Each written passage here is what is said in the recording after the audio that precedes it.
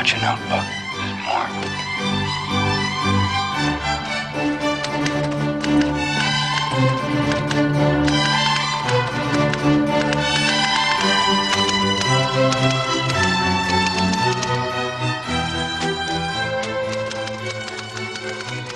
Welcome to episode 3 of CN Live. I'm in Alexandria, Virginia, just outside Washington. I'm Joe Lauria, editor-in-chief of Consortium News. And I'm Elizabeth Boss in Fayetteville, Arkansas. Our guests on this week's show are Chelsea Manning's lead attorney, Nancy Hollander, who's standing by in Albuquerque, New Mexico.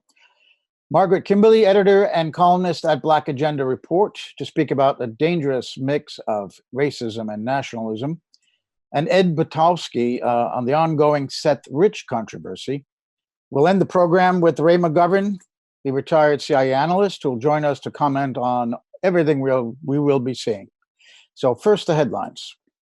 Chelsea Manning, WikiLeaks source for its most important publications, including the Afghan War Diaries, the Iraq War Logs, and Cablegate, has spent 135 days in Alexandria, Virginia, in jail because she's refused on principle to appear before a grand jury, secret grand jury, on imprisoned WikiLeaks publisher Julian Assange.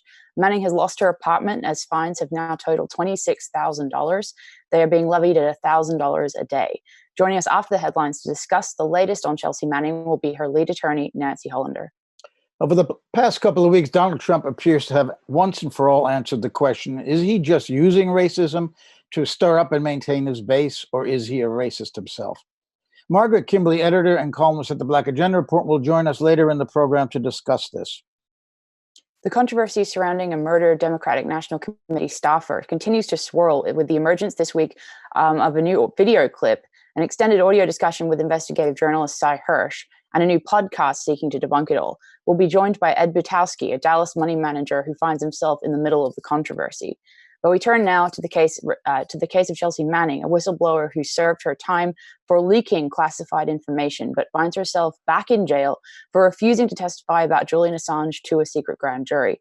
Joining us from New Mexico is Nancy Hollander, Manning's lead attorney and an internationally recognized criminal defense lawyer. She joined the firm of Friedman, Boyd, and Hollander in 1980 and became a partner in 1983. She's also an associate tenant at London's Doughty Street Chambers, which specializes in criminal law, international law, and human rights. Mrs. Hollander has been admitted to practice in the U.S. Supreme Court, 9 U.S. Courts of Appeal, 7 U.S. District Courts, U.S. Army Court of Criminal Appeals, Southern Tribal Court, and New Mexico. She's also on the list of counsel for the International Criminal Court, or ICC, as well as the U.S. Defense Department's pool of qualified civilian defense counsel for military commissions. She joined us live from Albuquerque, New Mexico. Nancy, thank you for joining us and welcome to CN Live. Thank you. Thanks for having me. So the first thing I wanted to ask right off the bat is, what is the current status of the fines against Chelsea Manning, the jail term, or being held in contempt in that situation? How long is this going to continue at this time? Well, let me make clear, I was Chelsea's lawyer for her clemency and her appeal. I don't directly represent her on the grand jury case, but she and her lawyer in that case have asked me to respond to press inquiries. I don't know how long she'll be there. The grand jury is for 18 months. The first grand jury, she got in toward the end of the time it was sitting and they had to start over. This one started at the beginning, so it could go the whole 18 months. Theoretically, it could go as long as she refuses to testify. In other words, she can get out just like she did before, had a new subpoena, go back and start over. At some point, the judge has to realize that this has become a punitive measure and that she's never going to testify, and she'll probably at that point be released. This has happened in the past. It's not a new thing. I've not been aware of cases where people have been charged these extraordinary high fines. They may exist. I haven't done that research, but I've not been aware of that. It's another attempt by the court to get her to testify. The other issue for me, and I don't know where they are on this in the pleadings. I know there hasn't been a hearing on the pleadings, and her lawyer has filed some pleadings regarding this. But before Julian Assange was charged with espionage, They wanted Chelsea to testify about whatever she knew that would aid them in getting that indictment. They now have that indictment. They can't use her grand jury testimony, in other words, to shore up an indictment they already have. So my question is, what else could she possibly know? And as a lawyer who's represented her in her appeal, which is over now, I'm concerned that this is a perjury trap. They're trying to catch her in something she said before.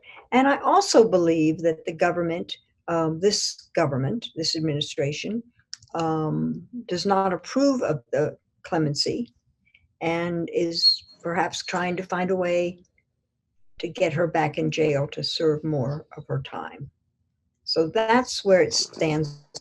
She's in a facility in Virginia, in a women's facility, and the U.S. Marshals are in charge of her care there.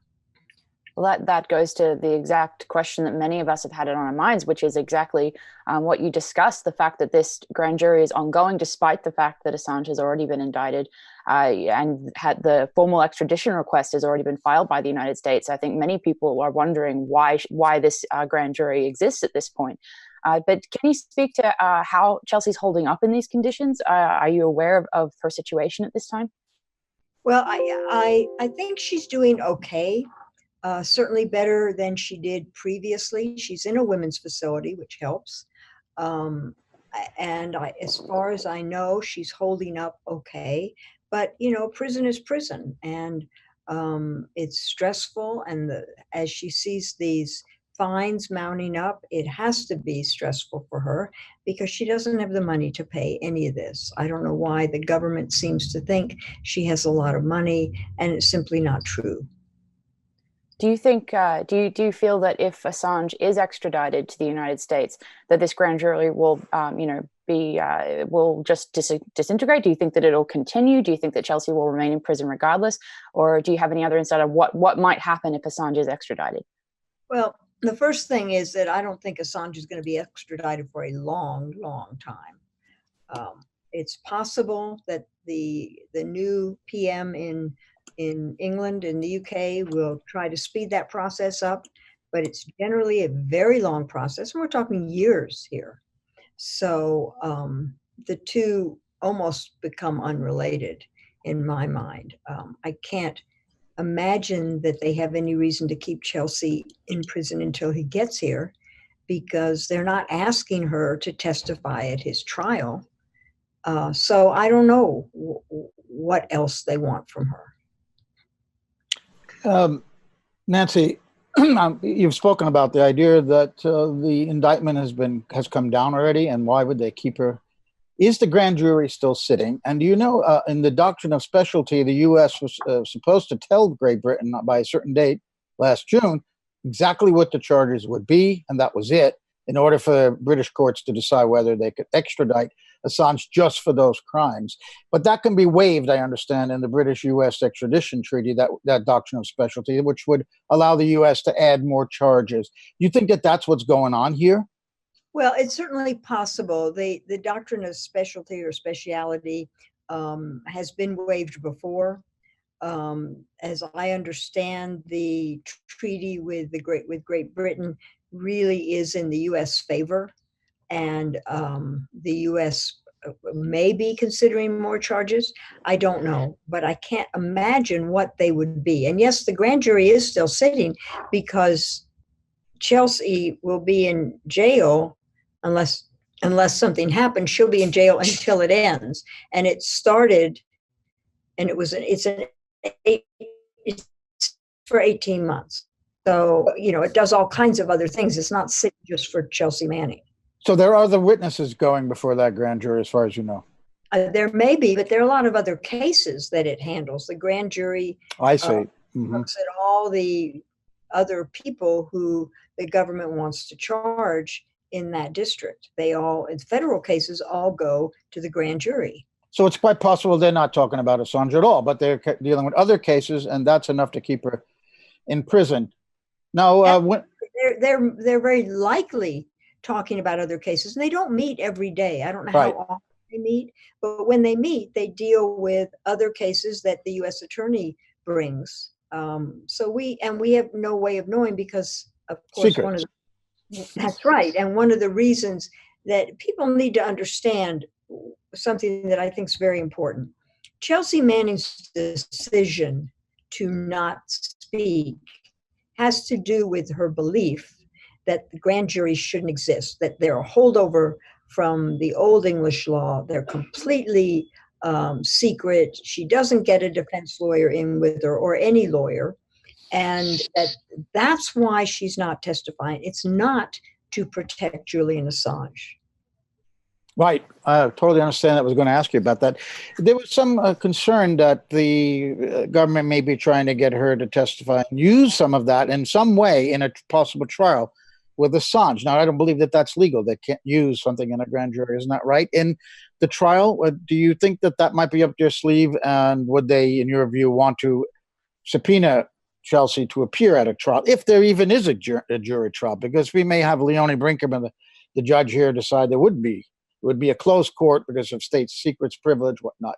But just if you can talk to that issue of the evidence being used in a trial or her being called to the trial to testify. Well, you've raised several issues. Right. Even if Judge Brinkman, let's do it backwards first. Even if Judge Brinkman closes the courtroom because there are national security issues and state secrets, that doesn't mean there's no jury. Right. There are often juries. And that those two things are unrelated. Right. Do they want her to testify at a trial? They may. They may subpoena her to a trial whenever it happens.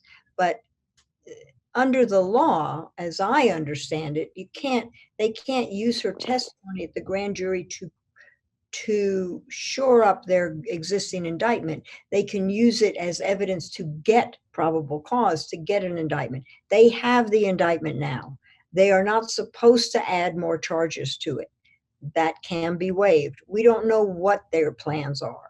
At this point, on the British side, they are going through the extradition proceedings. She has very fine extradition lawyers. They're lawyers I know and know well. They're very good, and they will protect Julian from extradition for as long as they can. Now, we invited you a couple of weeks ago, before we saw you appear on the Four Corners show on ABC in Australia.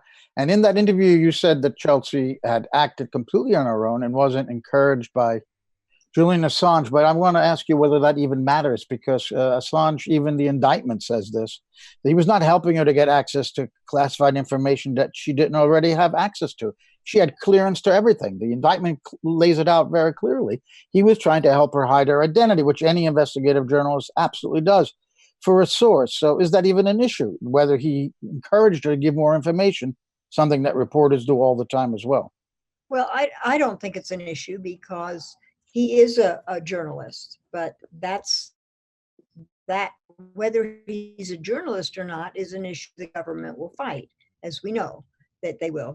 There are some in that government who don't consider Julian Assange and WikiLeaks to be journalism. This came up in the Mueller examination yesterday. And, but yes, he did what journalists do. Having a secret dead drop is, I mean, the New York Times has one. The Washington Post has one. You can anonymously drop stuff for them. Unfortunately, they didn't take Chelsea's information until after WikiLeaks took it. And let's remember then who did publish it: the New York Times, the Guardian, and Der Spiegel. They published all of it. They may not have published everything, but they published great quantities of this information. They just didn't publish it first. So they also had unauthorized possession of classified information, which is what Assange is being charged with, Section E of the Espionage Act, which no journalist has ever been charged under before, though there have been attempts by even FDR and Nixon. It never happened till the Trump administration. Why isn't the New York Times indicted then? Well, good question.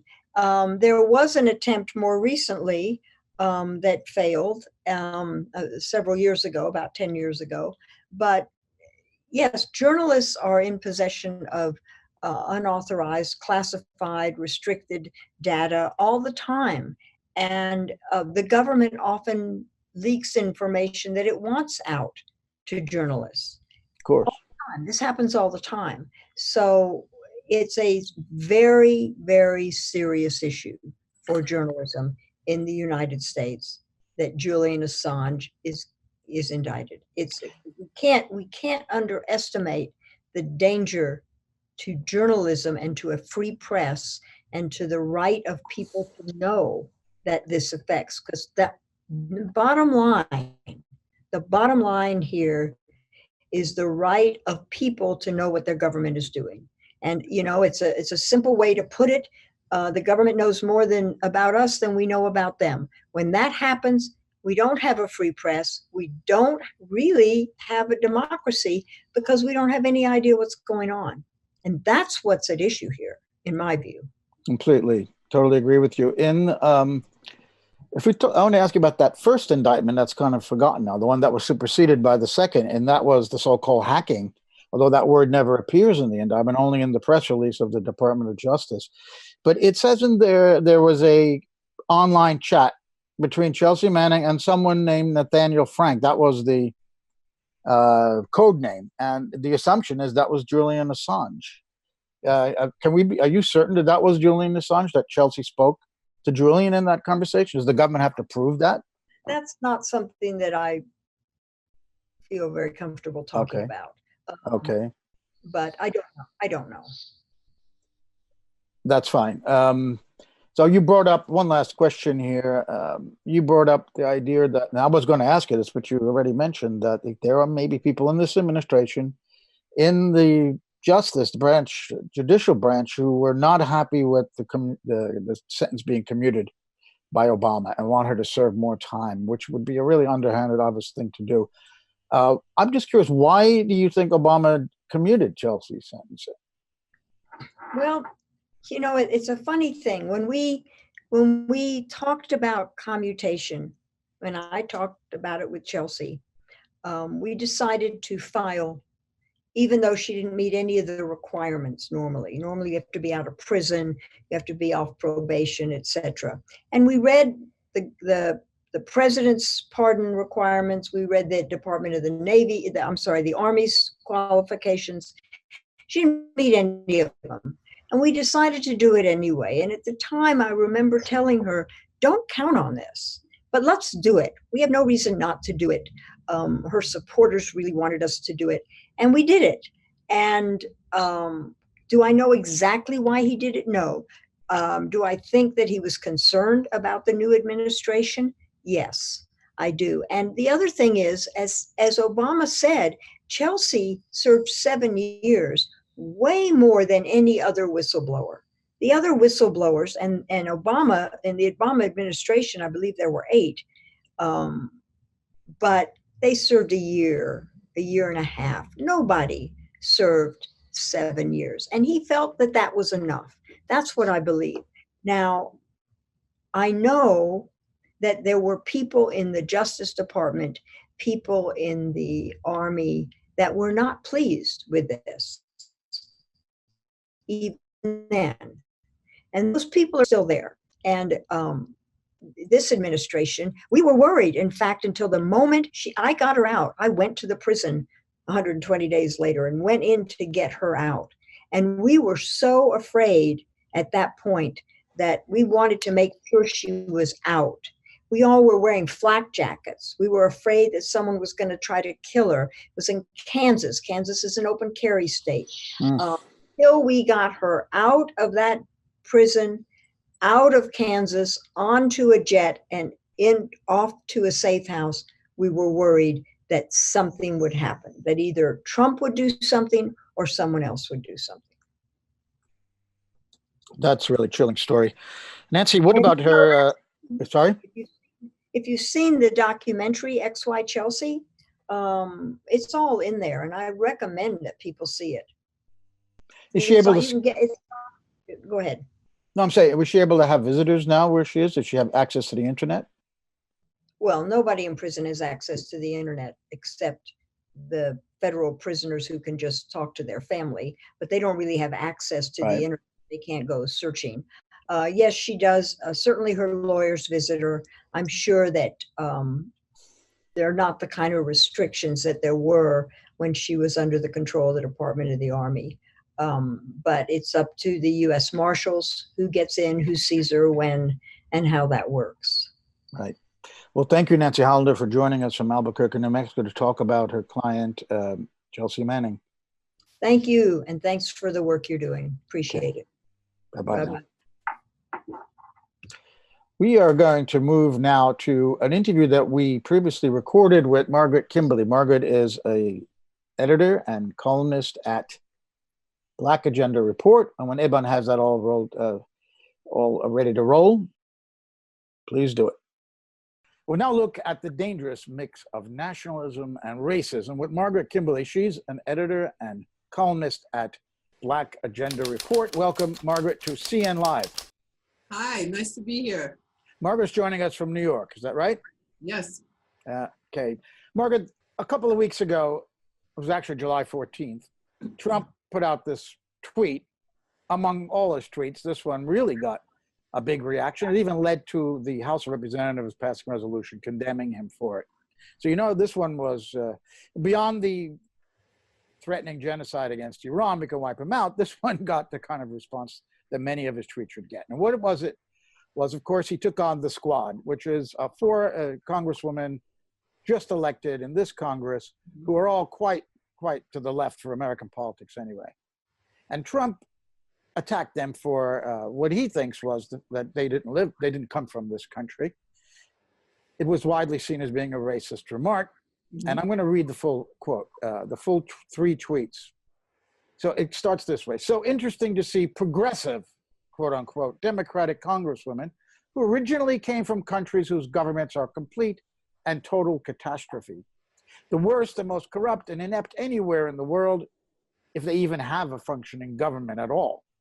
Now loudly and viciously telling the people of the United States, the greatest and most powerful nation on earth, how our government is to be run. Why don't they go back and help fix the totally broken and crime-infested places from which they came? Then come back and show us how it is done. These places need your help badly. You can't leave fast enough. I'm sure that Nancy Pelosi will be very happy to quickly work out a free travel arrangements. Margaret, these four congresswomen, three of them were born in the United States. One of them came from the district represents the district where I grew up in the Bronx. Only one of them, Ilhan Omar, was a refugee from war-torn Somalia.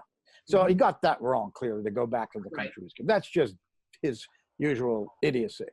But this remark about going back, my first question here is, some people have debated whether Trump himself is a racist or whether he was just using racism to stoke up and maintain his base. Is this conclusively answered now by this tweet?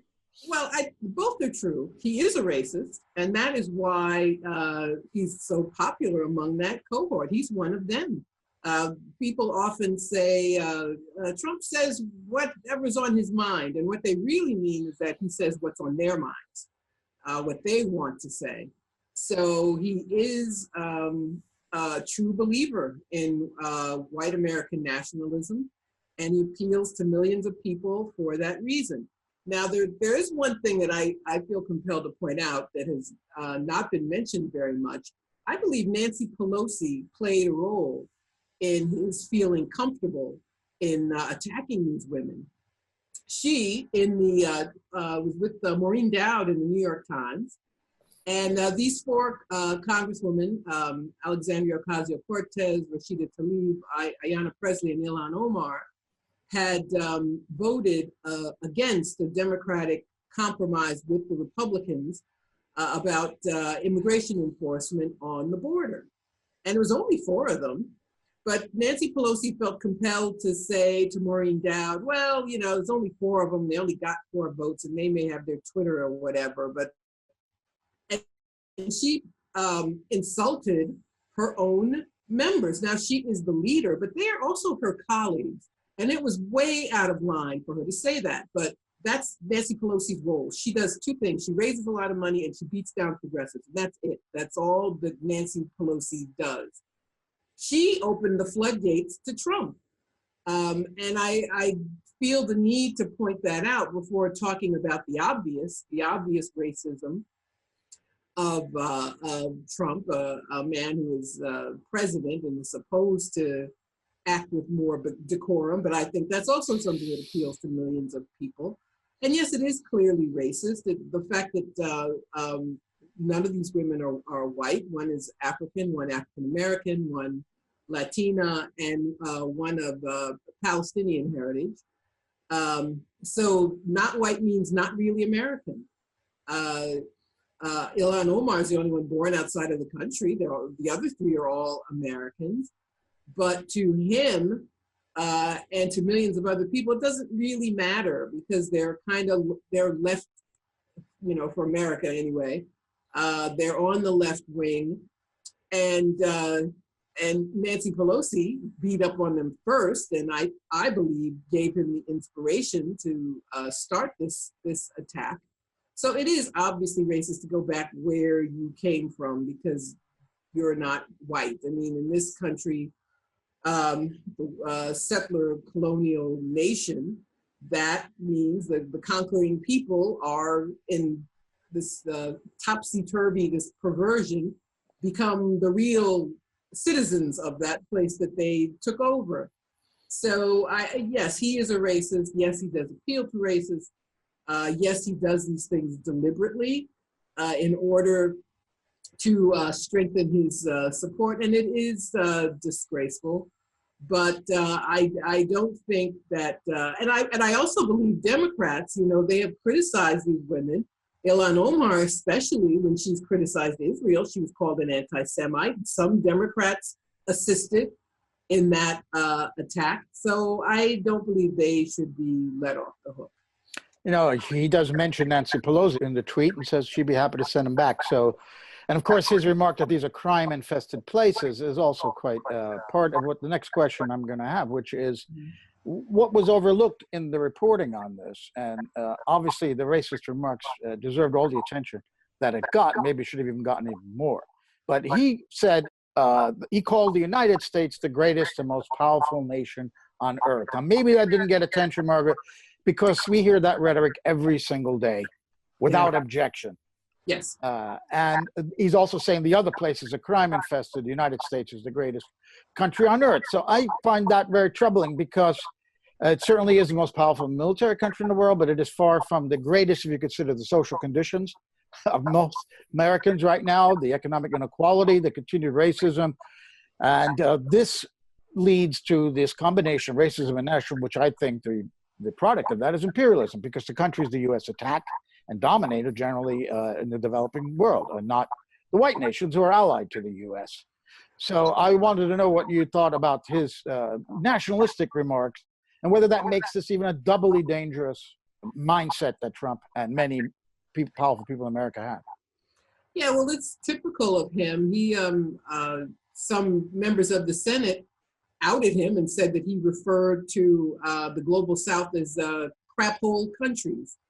And I wanted to know why, we couldn't get people to come from Norway. Who would want to come from Norway? They've got free healthcare and free universities and gun control. Who the hell would leave there to come here? But at any rate, what he meant was more white people. And his mother was an immigrant from Scotland, I believe.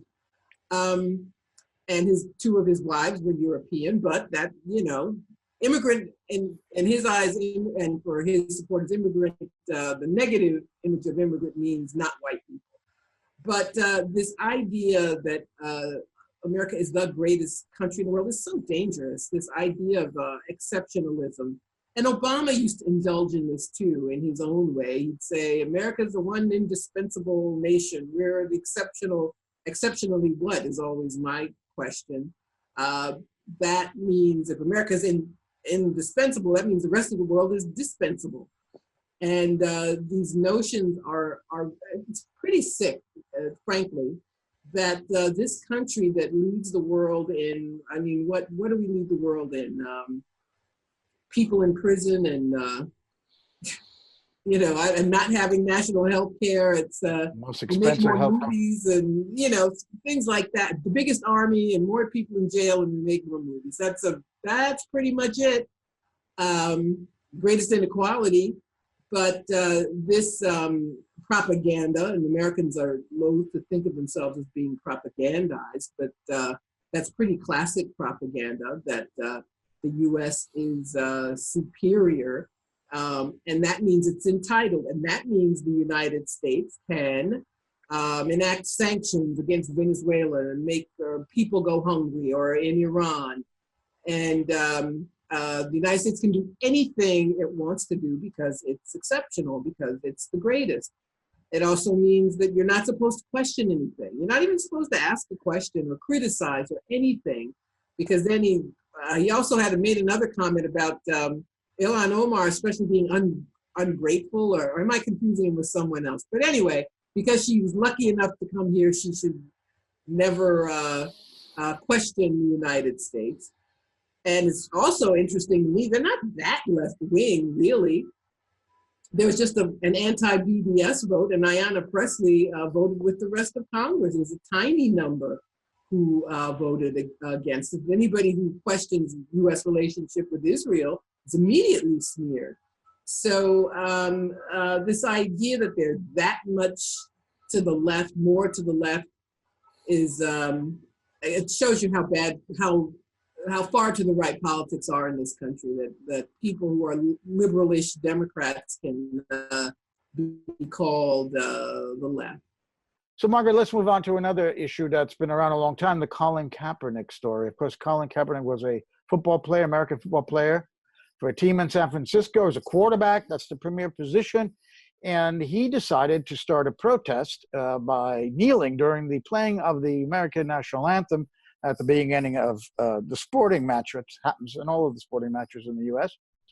And he did that because he was protesting what is really an epidemic of shootings by police of unarmed African-Americans, mostly unarmed African-Americans, almost exclusively African-Americans.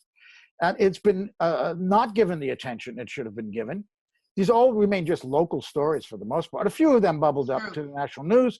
Most of the time there have been investigations, even grand juries, and the police walk away free. And there's a new round of outrage that just happened a couple of weeks ago. Eric Gardner killing in New York City. He was choked to death. He was selling pens. They know who the cops were. The whole thing was on video. That's the key part of all of this, by the way, that the advent of cell phone videos have really made this become better known. I'm sure things like that were always happening. Now we just know more of these incidences. And Kaepernick decided to take a knee, and it caused an enormous outcry. Trump himself weighed in again, attacking Kaepernick. And his contract ended, and he has not been able to get a job again. He actually sued with another player against the NFL, the National Football League, and he got a settlement of less than $10 million on collusion. Here's that word again, collusion. Here there really was collusion because the owners colluded not to hire him because of the controversy that he caused. Now, as it was hidden in the Trump tweet about the 4 congresswomen, the nationalism, and the attention was on the racism. In this case, the attention's all been on the nationalism, that how dare he disrespect the flag. And what was ignored for a lot of it was why he did this, because to protest the racist killings. And all the fact is he's also an African-American football player. So that may have something to do with why people hated, why he was so hated as well. So I wanted to ask you about what's happened recently with him. He caused another controversy when Nike, the sports shoe manufacturer, made him last year, I believe, their spokesman, despite all this controversy. And their sales have gone through the roof. So it was a savvy move on their part to bring him in. But he also asked them to not not market a shoe that they had already started advertising. They were going to release it around 4th of July, which showed on the back the flag of the first U.S. flag during the Revolution, made by supposedly a woman called Betsy Ross from Philadelphia, and it has the 13 stars of the 13 colonies and then the first 13 states in a circle. It's a well-known flag to all school children. But he said, not unlike the Confederate flag, that this showed the United States when it was a slave-owning nation. And he thought people would be offensive. They pulled the shoe. It didn't hurt, again, their sales. It had a backlash against that. So I wanted to ask you about the issue here of the racism that was hidden in this story, that it's all about the nationalism. And what is the reaction that you've seen to this recently, and then weigh in again on Kamala Harris saying something about interesting about Kaepernick. Well, you know, it's interesting. The divide in the country. He was got near universal support from Black people. That this person took a public stand, paid a price, literally paid a price for doing that. But he is a folk hero after all, and a hero especially to younger people. So Nike knew what they were doing when they hired him as a spokesperson. But you have to give him this. He sticks to his guns, and this is something that was pretty obscure to me, but he means what he says, and I give him all the credit in the world for taking this on and making enemies, making friends and admirers, and also making enemies. But it goes back to what we were talking about before. This whole idea of American exceptionalism is very deeply rooted in the story of the American Revolution, which, if it were taught correctly, we would know that one of the impetuses for the colonies to break away from Britain, they thought Britain was going to end slavery, and there was slavery throughout the colonies at that time. It was not just the Southerners who had slavery. So he makes a very good point, a very valid point in doing that. So, and as I said, I have great respect for him, that he did not change his tune and was willing to risk losing money yet again. Kamala Harris, I mean, her comments were particularly disgraceful. There's a popular radio program, it's called The Breakfast Club, and now all the candidates go on this show. It has mostly a young, mostly Black audience, mostly urban audience, younger people, and but now it's like a can't miss campaign stop. Hillary Clinton famously claimed that she kept hot sauce in her purse on that was on The Breakfast Club, because she knew the audience was mostly Black, and although everybody laughed at her, so whatever she thought she was achieving, she didn't achieve. But Kamala Harris was on The Breakfast Club recently, going on and on about Russia and Russia dividing the country and Russia stealing the election. And she felt compelled to claim that the controversy over Kaepernick was caused by Russian bots. I mean, it was just bizarre. She made a comment on The View about how we need verified voting, which is, I agree with her, we do. These electronic voting machines are used to steal elections. But she said, well, we need paper because Russia can't hack paper. And nobody believes that at all. New York Times is trying to drum that up again, but because Mueller was such a flop, that's the reason. But at any rate, but she bizarrely claimed that the Kaepernick controversy, what were her words? It wasn't a thing, as she put it. And the Russian bots had ginned this up. And that is very offensive to me. First of all, it negates the experience of the reality of this country of police murder. The police kill 3 people every day in this country. Its average is about 1,000 people every year. One of those 3 will be Black and 2 will be some other race. I believe Native Americans actually have the worst rate of being victimized by police violence. And for her to just negate the anger, the issue has died down, but there was an entire movement, Black Lives Matter movement, which, you know, there were issues, I believe, with the organization. It was too closely tied to the non-profit industrial complex, and it didn't capitalize on this ongoing problem. But millions of people are very angry about police violence, and for her to just dismiss it and say that that some foreigners were responsible for making people angry about something they were truly angry about, and negating the reaction, the racist reaction to it. So if you're going to talk about it, be honest about it. I find that so off the wall. I can't believe it. And what was the reaction African-American community. I mean, she's... Well, the story didn't resonate very well. I think because she's a favorite corporate candidate, they hide things. And so it didn't get as much press attention as it should have. And like many other things, unless you're an astute, as I am, dare I say, addicted to social media, then I know about these things, but it did not get the attention that it should have. That's interesting. A media that has been hawking the Russia story like crazy decided Sure. in this case they were going to bury one of these Russia crazy Yeah, stories. because it was so It's so stupid. crazy. Yeah. Yeah. Elizabeth, sorry.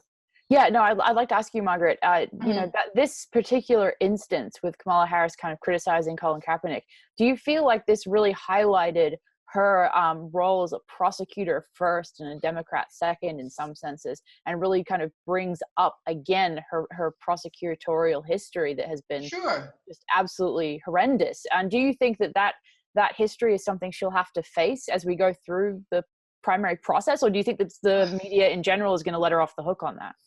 Well, it's interesting. I noticed talking to people and talking to people, friends and relatives who aren't as interested in politics as I am.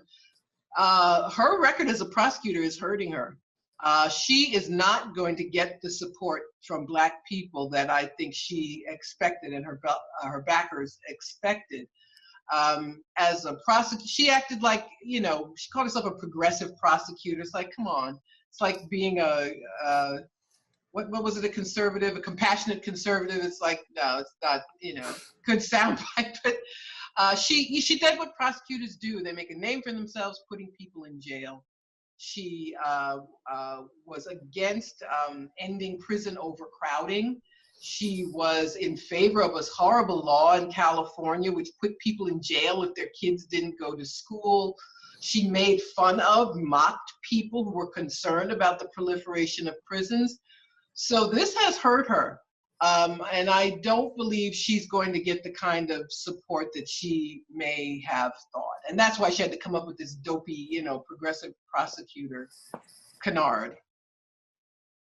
Yeah, it seems like she's dismissing the Black Lives Matter movement as well in some sense. It's kind of saying, well, there's no movement really, it's just Russian bots, nothing to see here. And yeah, again, that seems to very much bring up her role as a prosecutor rather than as a Democrat. And I think she, you know, she's obviously a true believer. Some people are, you know, careerists or, you know, opportunists, but I think she bought into it. And I think that's, that whole system that is so dangerous to our country and to many people in this nation is something she obviously believes in. And it points up a difference she had with Obama. Obama was a very shrewd man. I believe he was planning to run for president from the time he was, you know, a very young man. He didn't do anything that Black people found offensive. He had nothing in his career like that would cause people to question him. But she has a problem. Leslie, Margaret, I'd like to bring up another candidate for the Democratic nomination, Beto O'Rourke. Now, he, a few days ago, announced that his ancestors had been slave owners, but he supports reparations to African Americans for slavery. Well, first of all, what's your reaction to that? And then I want to pick your brain a little bit about where you stand on reparations issue. Well, you know, Beto O'Rourke, I mean, what a joke. It's, you know, they obviously want to, I feel like they were beating the bushes to find people to run and keep Bernie Sanders from getting the nomination. He was known for losing to Ted Cruz. It's not like you know, if a Democrat actually in the red state actually won, I could see why he would have this appeal. But he lost, and they tried to create this. I think he's been a flop. Thankfully, he doesn't really have anything to say. He's very much a conservative Democrat.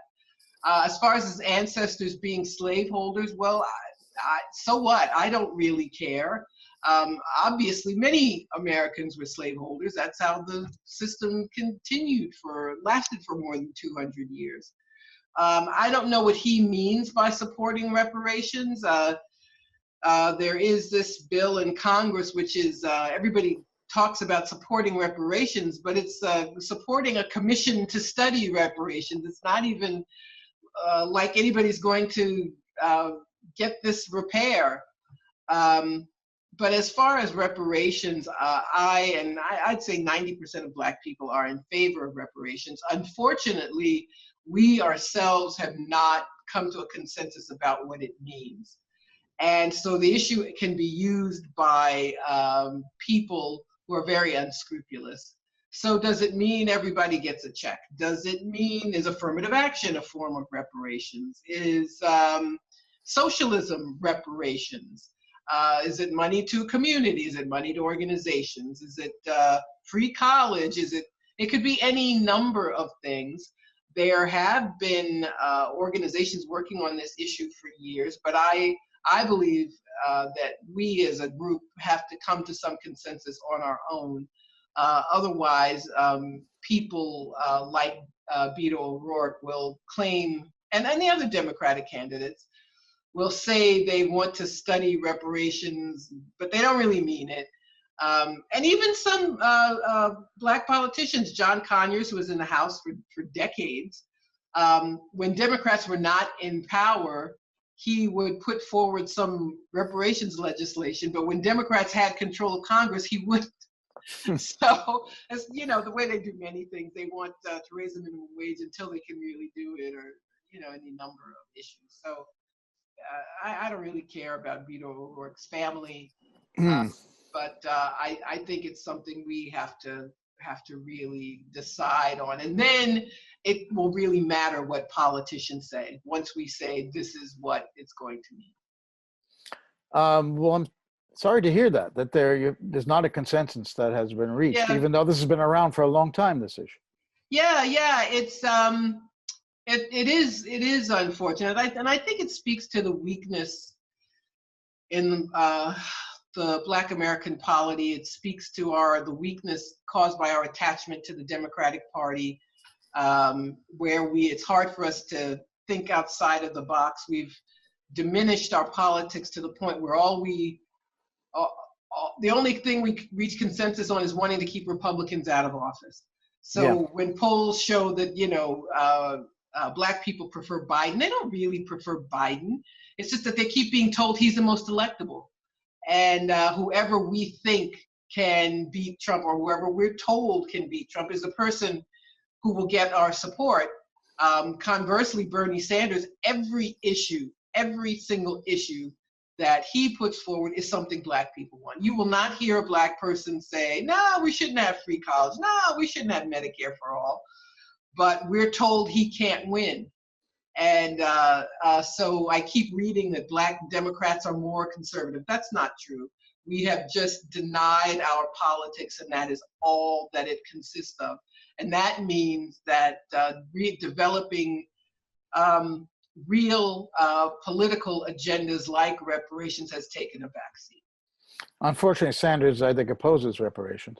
But he says something interesting. He it's not an answer that I can disagree with, but he does talk about, I think because he talks about a kind of repair for the entire country. And conversely, I think those who really are conservative Democrats, it's easy for them to say, I back this bill, when they don't really give a shit. Yeah. There's at least. But I think his policies of small d Democratic, really giving power back to the people, giving power back to the public sphere, diminishing the power of wealthy people, diminishing the power of corporations. I think those are things that would go a long way to improving life for millions of people in this country. There's at least one precedent for reparations, and that was beginning in 1952. West Germany then began paying reparations to survivors of the Holocaust and their families. And they've now paid out over $90 billion since then. They've extended payments to the surviving spouses of Holocaust survivors. A lot of this money, Margaret, came from companies, German companies that were in existence during the Second World War, during the Holocaust, profited from slave labor, and continued after the war. and they have had to pay out of the company coffers for that. In other words, they part of the inheritance of that company was from this unpaid labor that they had during the war, so they're now paying out. So likewise, if you can inherit money, like Beto has apparently, from your ancestors who were slaveholders, and you've got some of that wealth because of that, likewise, those who are the descendants of slaves have been disinherited. So do you see a possibility, any kind of a discussion here? What do you think of having companies that could be traced back to those days that certainly made profits, and particularly wealthy families who also, like Beto O'Rourke, can be traced to have their wealth can be traced back to that, being the ones who put up a good deal of money, if not most of it, along with government money, to actually pay the descendants of slaves who were never paid and should be paid now the way those people are being paid from the proceeds of their ancestors. Sure, it's very, we should think about this in a very expansive way. There are families, organizations. A few years ago, it was revealed Georgetown University would not exist were it not for the sale of enslaved people. The Jesuits owned plantations in Maryland. This school was about to go under. They sold these human beings mostly to Louisiana, and Georgetown University, which now has a couple of $1 billion in its endowment, exists because of them. And, there are all these discussions about how can they repay it back. And I'm like, pay up, give the descendants money. So that there are people who earn money from slavery. There's also the post-slavery system of mass incarceration, of discrimination. Discrimination was legal for 100 years. It wasn't illegal until the 1960s. There were programs like the GI Bill, which was administered by the states, and guess which states didn't administer it fairly? So Black veterans were cheated out of this money, which became the foundation for people to be what we call middle class in this country. The restricted covenants that said Black people couldn't own homes, the schools people couldn't go to, the neighborhoods people couldn't live in. It goes far beyond the history of enslavement, actually. So I'm sure it's trillions of dollars, and it could be on an individual basis. It could be any number of things, but again, it's something we have to come up with these answers for. But the corporations, the Institute, Brown University, the Brown family, they made money in the transatlantic slave trade. There's another example. The insurance companies, enslaved people were insured. They were property. So there's a lot of wealth in this country, wealth that exists today because of chattel slavery and from the century of discrimination afterwards. So we should put these people on the spot. So when Beto O'Rourke says he's in favor of reparations, what does that mean to him? Really, what does it mean? So he would have to spell it out to me in order for me to be impressed. Sounds to me like there's leadership that's needed here. There's some leadership on both sides here. Well, yeah, and we have, as we say in Black Agenda Report, most Black politicians and the traditional civil rights organizations, we call them the Black misleadership class. They're the ones who take up all the air in the room, the ones who talk about having a seat at the table, and it could be those individuals having a seat at the table.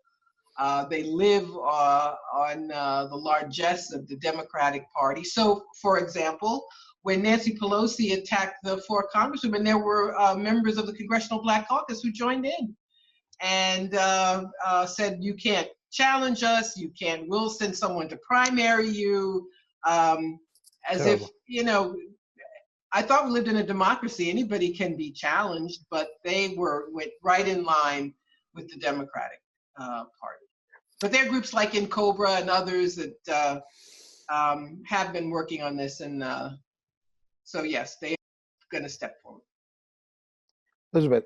Returning just to electability for a moment, and this is a little bit off of the topic we've just been discussing, but I wanted to ask you about rumors I've been hearing on the ground that are basically saying that, that Hillary Clinton may not actually stay out of the race, that she may end up throwing her hat in the ring for 2020. Do you have any comment on that, or whether you think it's at all likely?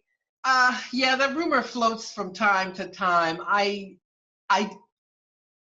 think people will reject her. I actually kind of hope it happens so she can disappear once and for all. I wouldn't be surprised if she did. She clearly never accepted her defeat, accepted her responsibility for her defeat. She spent most of 2016 trying to hide her dirt, trying to create dirt on Trump, and then didn't do the basics of getting out the vote.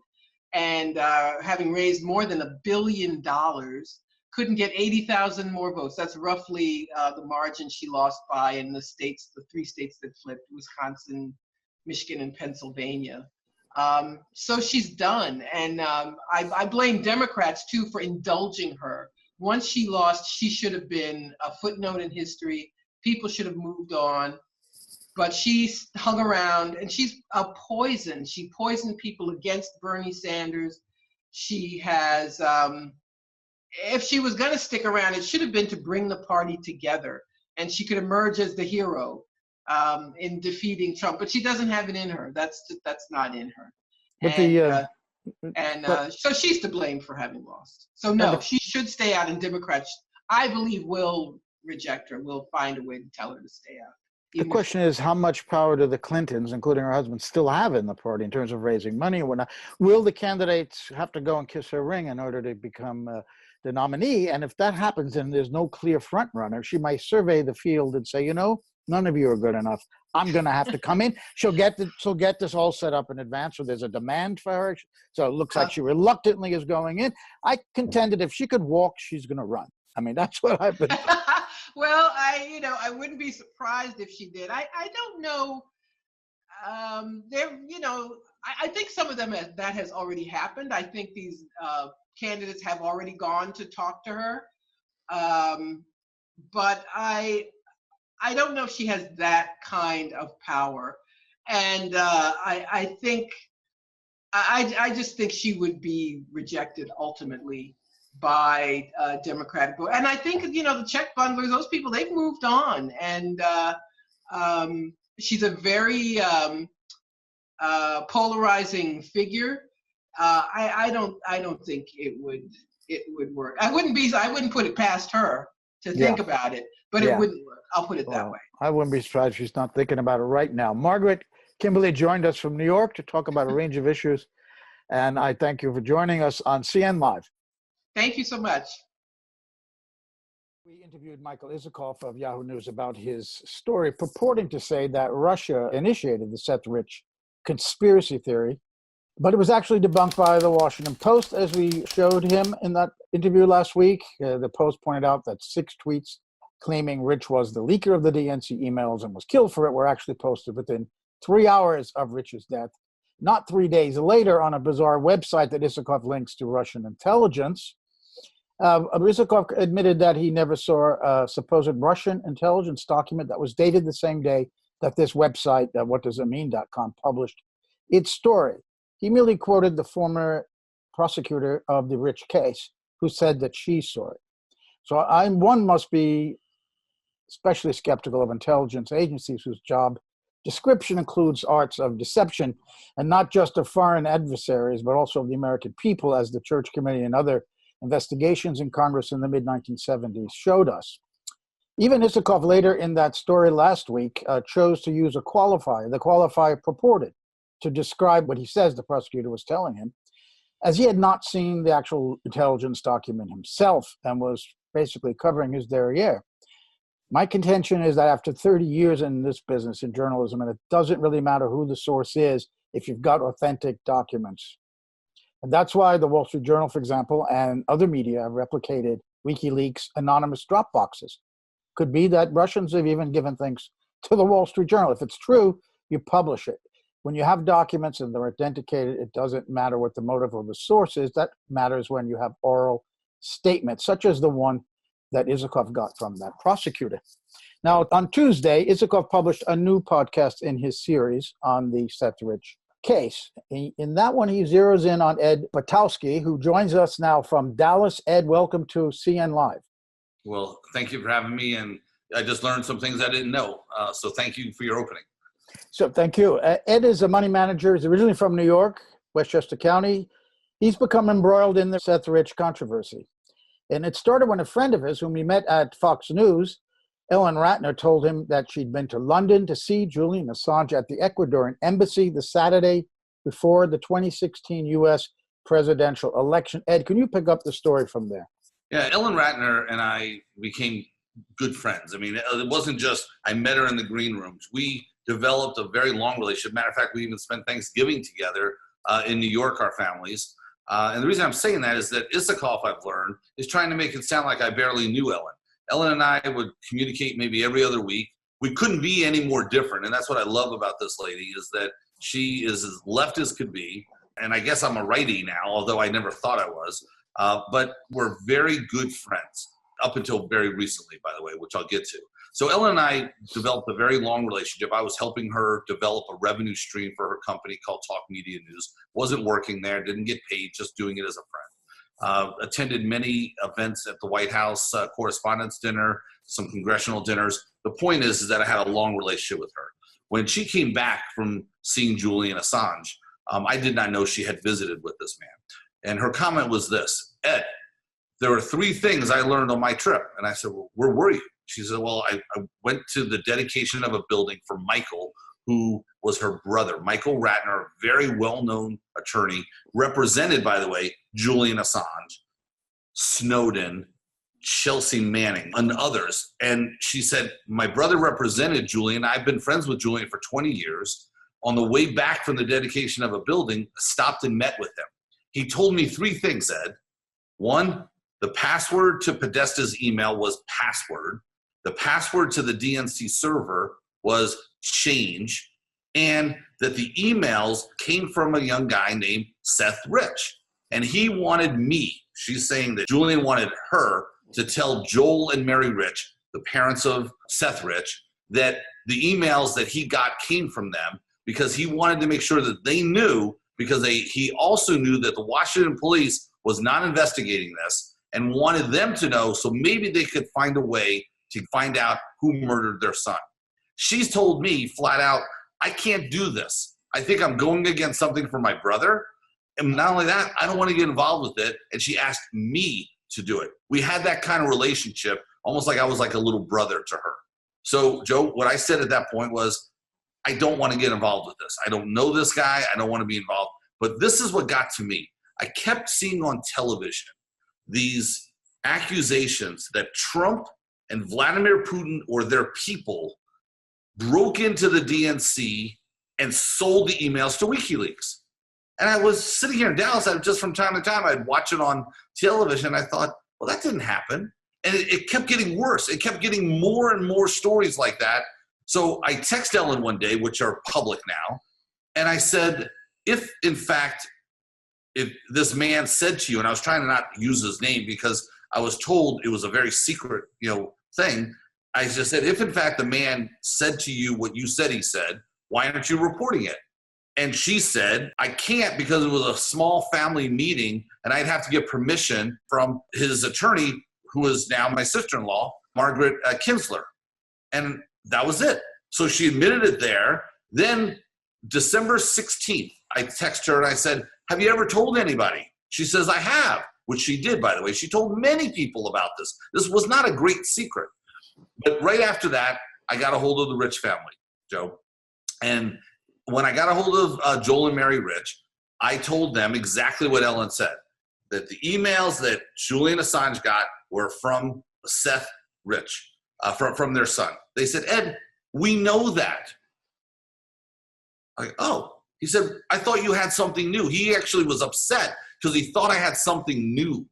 And I said, Joel, I was told that you didn't know this. Right. So Julian said Seth, and I'm trying to remember everything, like I'm not saying it's difficult to remember, but I know without question, Joel said, we know what our boys did. We want to know who murdered our son. I said, well, I have no idea who murdered your son. I just wanted you to know this information. And during that call, Mary Rich said, Ed, if you ever learn anything, and I'm thinking, how would I learn something? I'm in Dallas. I mean, I don't know anything about this. But as fate would have it, I mentioned it to a friend of mine who knew Cy Hirsch. And I'm sure we're going to talk about that in a moment. We are later, yep. So my relationship with Ellen, and Ellen recently lied. She lied to Isikoff, and that was it. I was done because I've been through a lot of crap. Well, let's before we go back to Ellen, I want to ask you about the parents, because Isikoff did interview them for the podcast on Tuesday. And they say that they got that call from you. And when they said, we know what our son did, Isikoff's interpreting that to mean that what he did was not sell emails to WikiLeaks, that there was no evidence. Now, this is Mrs. Rich speaking, that the computers were checked by the DC police. There was no evidence found of any communication with WikiLeaks, and that also there was no evidence of any Dropbox that was used by Seth Rich to send emails to WikiLeaks. So it's pretty categorically denying what you say, Ed. Well, Mrs. Rich. Look, I'm going to be very, and you can understand, I'm going to be very careful talking about Joel and Mary Rich, okay?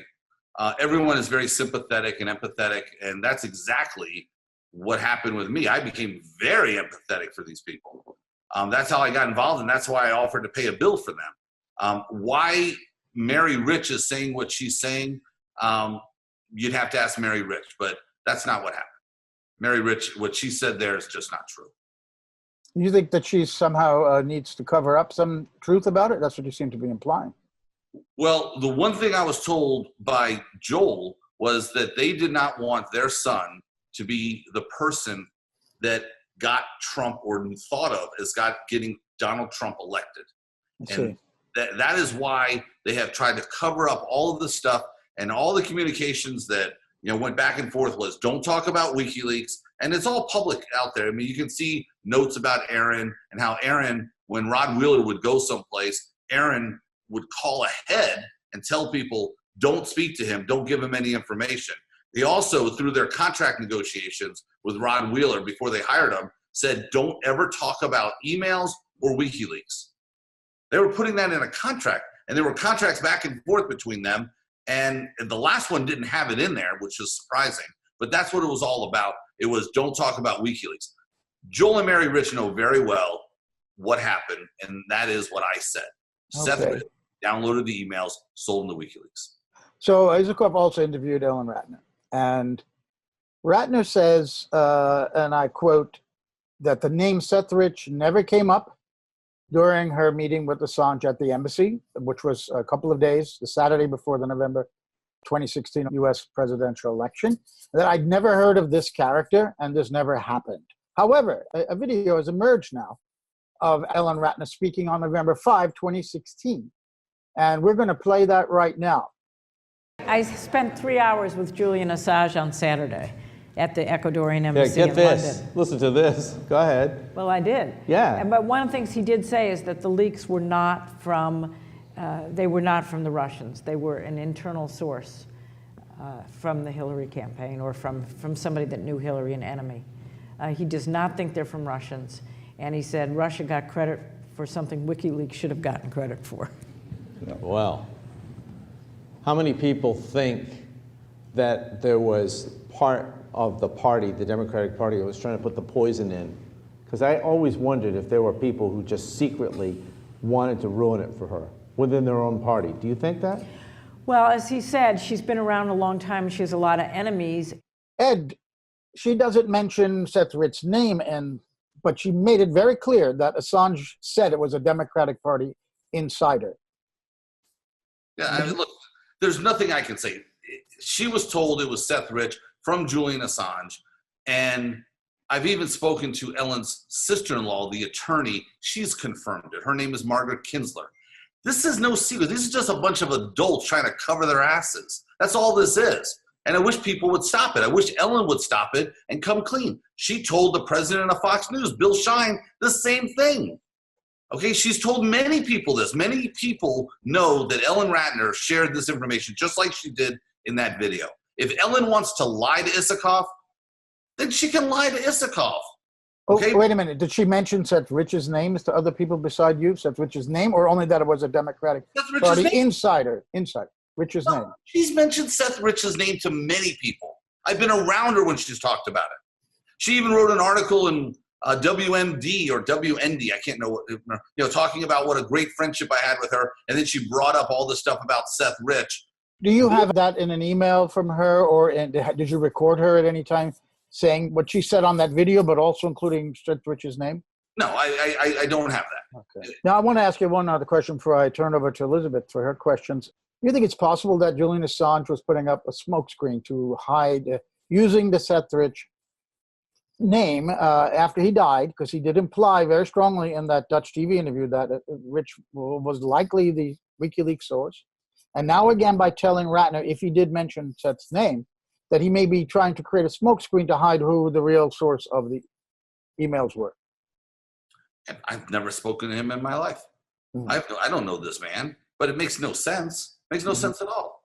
None of this stuff makes sense. But everyone's trying to create lies and deception to cover up the truth. And the truth is very obvious. It's really obvious what took place here. You listen to the Cy Hirsch audio, and he lays it out beautifully, and it's been confirmed many times. And a lot of that stuff has been confirmed. And even the existence of the file and the emails were confirmed with Malia Zimmerman, who, by the way, wrote the article at Fox News. It was put up. The article has never been proven to be incorrect. Quite frankly, it is completely correct. Everyone should go back and read that article. If they want, they can get a hold of me and I'll send them the article. Yeah. And why reporters, Joe? And this, I know you're a reporter, and I know there's a lot of great reporters out there. Why the reporting world has not rallied to Malia's, to talk about her and rally for her, it's beyond I just don't understand it. She did nothing wrong. Her article was perfect. And Rod Wheeler's, a lot of people don't realize why that article got pulled. And it was some stupid move by Rod Wheeler saying that he was misquoted. And he referenced a quote that wasn't assigned to him. It was to somebody else. He said, I never said that. The answer is, you're right, you idiot. You never said it. Somebody else said it because it said a federal investigator. Yeah. Leah Zimmerman is a hardworking, wonderful person who has been screwed around by everyone. And it's time that people in the world of reporting started getting behind her, because she is being messed around like no one ever has. Elizabeth, if you want to weigh in now, I just wanted to note that Ellen Ratner told Isikoff that Assange told her that had WikiLeaks had Trump material, then they would have, in fact, put it out, which is exactly what Kristen Hafenson, the editor-in-chief of WikiLeaks, told us on our show last week. Elizabeth. Thanks. And thank you, Ed, for joining us. I just had a relatively specific question that I wanted to ask you, and that was, in your conversations with Ellen and in the conversations that she had with other people that you were present for, did Ellen ever specify the method of file transfer that Seth Rich allegedly used to pass these emails and these documents to WikiLeaks? Because the word Dropbox has been used a lot to describe that transfer, but obviously there are a number of different file sharing methods that can be used. And I was just curious if that had ever been specified. No, Ellen has a hard time understanding how to work a cell phone. She's a very nice person, but she would have no idea. If you were to say Dropbox, she wouldn't even know what that is. Okay, great to know. Thank you. Well, Elizabeth, you can join in with me now as we begin. We move the conversation to Cy Hirsch. Now, it's a fascinating conversation you had, Ed. With him, we only had 6 minutes of that for about a year and a half or more now, but now the full 20 minutes have been released. And it seems to me both of you are trying to get information from each other, which is completely understandable here. Hirsch says he has information from a trusted source inside the FBI, and he says that that person read an FBI report on Rich. This is according to the FBI report. He makes contact with WikiLeaks. That's in his computer, and he makes contact. Now, he had submitted a series of documents, of emails, some juicy emails from the DNC. And, by the way, all this shit about the DNC, whether hacked or wasn't hacked, but whatever happened, the Democrats themselves wrote this shit. You know what I mean? Well, they wrote it, but also the Republicans, and they hired that group. But when you say he submitted... but you know who started that group with the Simpson stuff? Rubio. Yeah, exactly.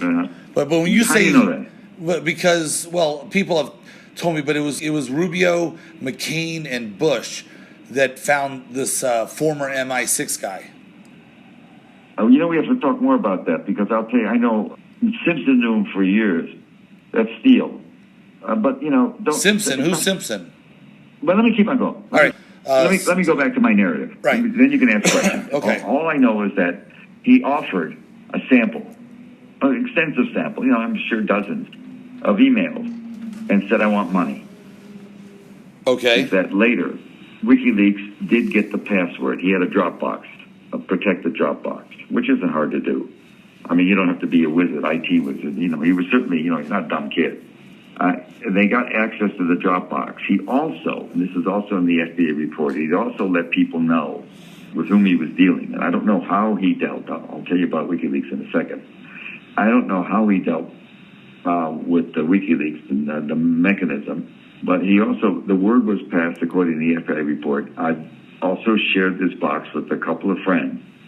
So if anything happens to me, it's not going to solve your problem. Okay? I don't know what that means. I don't know whether he was, anyway. But WikiLeaks got access, and before he was killed, Roger Stone was talking about this file publicly about 5 days before the kid was killed. So I don't think the killing had anything to do with anything. Although one of the lawyers the family now has been mouthing off about the Russians killed him. That contradicts what Isikoff reported, who says that the FBI never got involved in the Seth Rich case, that only the local police and the Attorney General for the District of Columbia got involved, but never the FBI. Now, later in the broadcast, Hirsch says what he knows, it doesn't make it true, that what he's told you and what he's heard doesn't make it true. Now, Isikoff made a big deal out of that, saying that Hirsch was no longer prepared to stand by the story that he had earlier told you. However, do you think that Hirsch absolutely got this from his source, but that because he did not have, Hirsch, that is, have access to the report itself, he needed more corroboration, and therefore he was speaking to you, hoping that you might be able to corroborate at least part of this story? No, Not at all. Hirsch wasn't looking for anything from me. So let me go back and explain how I came in contact with Hirsch, and then let's address the points that you were making. So the first and foremost, I just was speaking to a friend of mine who was trying to I'm going to call them widgets, trying to find somebody who he might be able to sell some widgets to. And he was asking me about my Rolodex and if I knew certain people. And at the end of the phone call, I said to him, hey, by the way, I spoke to this family. It really touched me. And I wanted to know, do you know anybody who might know anything about this murder of this young man, Seth Rich? And he said, matter of fact, I do. Cy Hirsch, it's the darndest thing. And I remember his words exactly, darndest thing. He's been trying to get an article published and no one will publish it. No one will touch the article. And Cy knows as much as anybody on this. I went, oh, okay. He said, would you like to talk to him? I said, sure. I didn't really know who this man was. I had heard his name from time to time, but I didn't know the man at all. So a couple days later, I get a phone call from Cy Hirsch. And he just starts saying, hey, look, Larry told me to call you. I hear you're a great guy, blah, blah, blah. Let me tell you what I know. He wasn't calling me to ask me any questions. He was calling to tell me what he knew, because I knew very little about this. As he was talking, Cy Hirsch talks really fast. And my handwriting, I can show it to you, it's horrible. So my kids had just taught me a couple days before voice memo on the Apple machines. So I hit voice memo, and he just started talking. And what's really interesting is since this, Cy Hirsch has said, well, Butowsky said this about me and said this, and Butowsky said this about me. I've never said a word about Cy Hirsch, all right? I've only played his recording. Now, the reason the first one was out, Joe and Elizabeth, the 6 minutes was he said a lot of things that were embarrassing. And I had no interest in ever sharing this with anyone except the Rich family. So when I first got the recording, I sent it directly over to Joel and Mary Rich. I said, maybe this will be helpful. And I never heard back from them. And it really bothered me that I thought, almost like in football, I felt like I threw the Hail Mary and got some information, or I got up and hit a grand slam. Elizabeth, I know you're not from this country, so that's like being the hero at the end, okay? And I thought, like, wow, I came across something. And they never said thank you. So when I called them, I said, hey, you going to say thank you? Because that's all I was thinking about was, why would you not say thank you? I just gave you a ton of information. And their answer was really weird. It was, oh, yeah, no big deal. Thanks. Yeah, whatever. And I thought, that's bizarre. Nobody would ever react that way. There was something really strange when they said, yeah, that's fine. And I thought that was weird. So I held on to that thing for the longest time. And I then sent emails to Cy Hirsch, which I have, and I'll be happy to share them with you. And just ask me, and I'll send them to you, saying, why won't you share this with Joel and Mary Rich? Why won't you come clean and tell them who you know? Because you've got a parent whose son was murdered. They should know what the hell happened to their kid. And you know something. Why would you not come clean with that? And he ignored me. I sent him another one. He ignored me. And he just continued to ignore me all the time. So I redacted my name out of this whole thing. I was trying to keep my name out of it, but I wanted people to know, what literally he said. And I only released that after the article on May 15th came out from Malia Zimmerman. Recently, and after Isikoff, what a jackass this guy is. Am I allowed to say that on this? You just said it. This guy, you should take all his pens away, his keyboards. This guy is not a reporter. This guy knew and knows all this information, but he still wrote all of this conspiracy land nonsense, knowing that almost everything he wrote was not true. Well, Ed, let me stop you there for a minute, because I heard somewhere that you had given the name of Ellen Ratner to him, but I understood that you asked him not to use that name in any way, and in fact, he then contacted her, and it was based on that you decided to release your lawsuit in which you name her. Is that correct, Yeah. what I've just said? That's exactly. So what I did is he was constantly challenging me in our conversations. Okay. And I said, this is exhausting, Michael. He says, well, you got to tell me who told you. And I said, listen, can we do that reporter thing where you go off the record on background, whatever that is? He said, sure. I said, okay, so off the record, you'll never talk about it. You'll never contact this person, but I'm pretty sure you probably know this person. So he said, yes. I said, okay, her name is Ellen Ratner. He goes, I know Ellen Ratner. I go, I figured you might, but we had an agreement. And he said, yeah. So then a week before the Conspiracy Land podcast came out, he called me and he said, Ed, I spoke to Ellen Ratner. She says you're lying. That killed me, because why just speak to Ellen Ratner? Because I told you the name and you told me you weren't going to contact her. And I only did that because I was trying to protect Ellen. I've kept Ellen's name out of this thing for 2 years. But then she lied to Isikoff. I'm like, my God, Ellen, how the hell are you going to lie to him? I mean, I sat here and protected your name for 2 years. And at that point, I said, you know what? I'm done with it. The hell with it. Here, everyone, take whatever you want. Now, Cy, at the time that first video or audio of him came out, I emailed him, and he did confirm that was him. And he was very angry that people in Texas, as he said, meaning you, had tape recorded him without his knowledge. Yeah. And he wouldn't say any more than that. But I learned from a source close to him that Cy was still working on the story. Not that he had written it and couldn't get it published, but that he was still working on it. And that once that audio of yours came out, his sources dried up. They were burned. They wouldn't talk to him anymore, because what he was doing was talking, he thought, privately to you about what he knew, hoping, I think, that you would give him some stuff, because he does say at one point, tell me what you know. I mean, that's pretty clear. He wanted you to tell him what you knew. So he was working as a reporter there, trying to give some information to you about what he had learned. And then hopefully you could corroborate that or in some way confirm that or give him a new lead.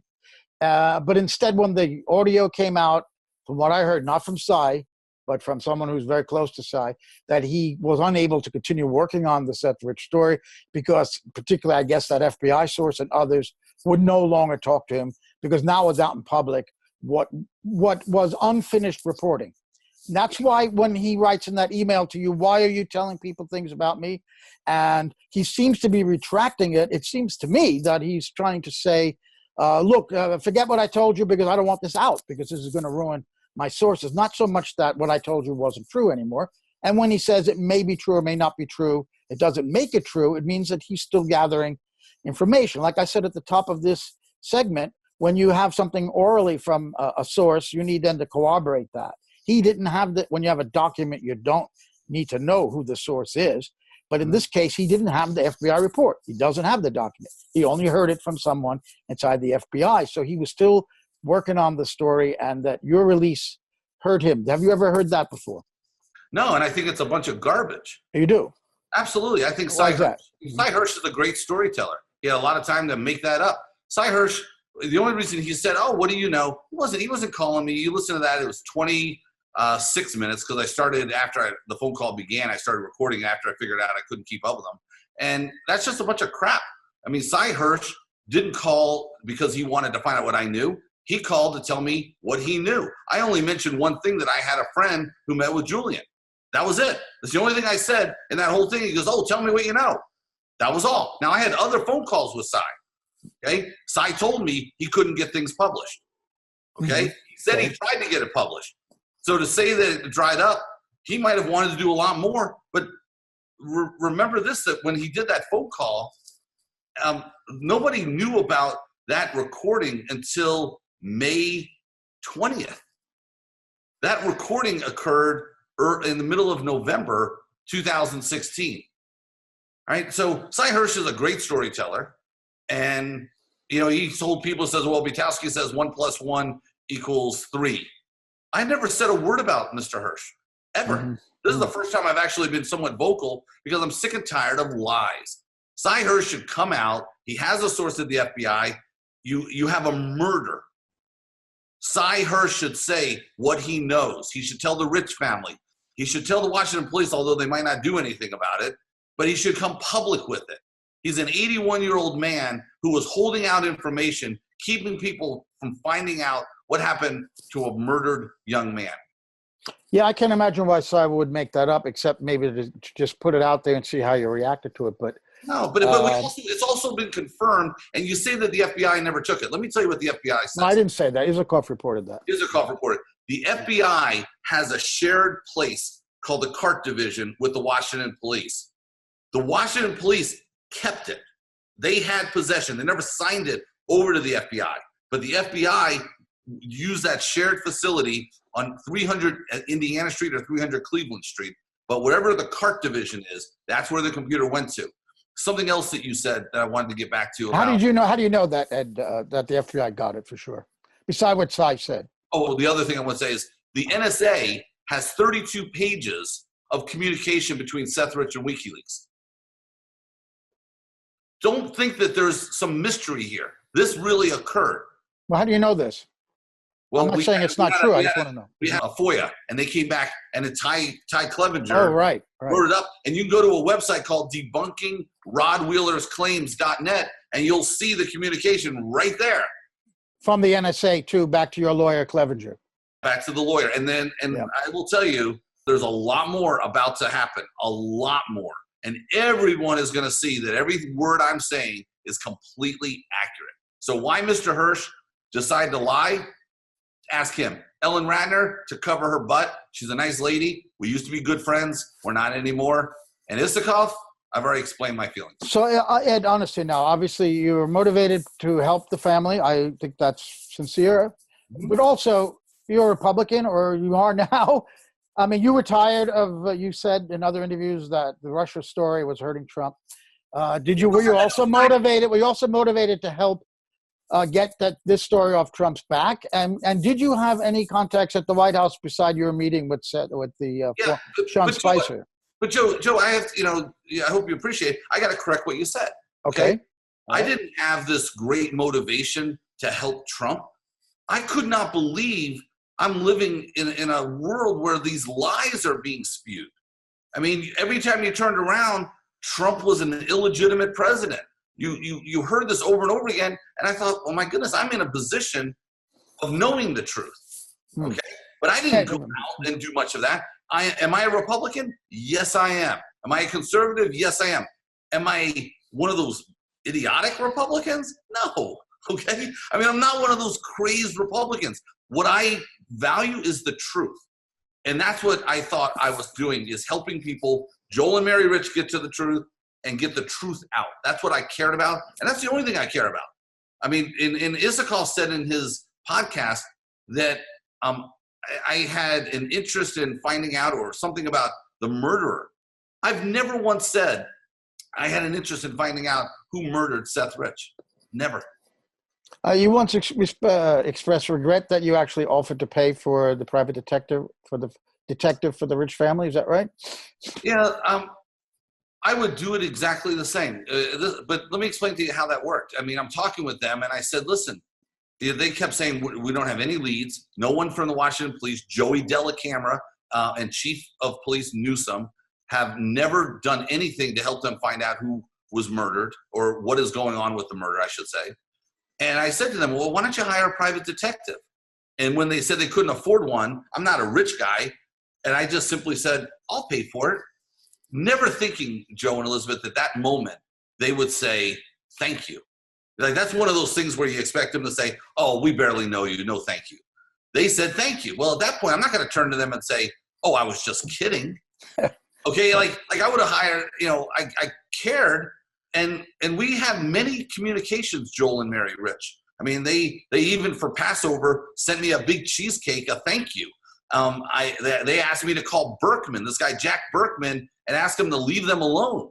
And I did that. I was just helping a family who lost a son in any way that I could. And then all of a sudden, on May the 15th, Rod Wheeler spoke to Joel Rich. And Joel said, gosh, I'm really happy you're coming out with the article. And Rod has this in his notes. Really happy you're coming out with this article. There's a lady at some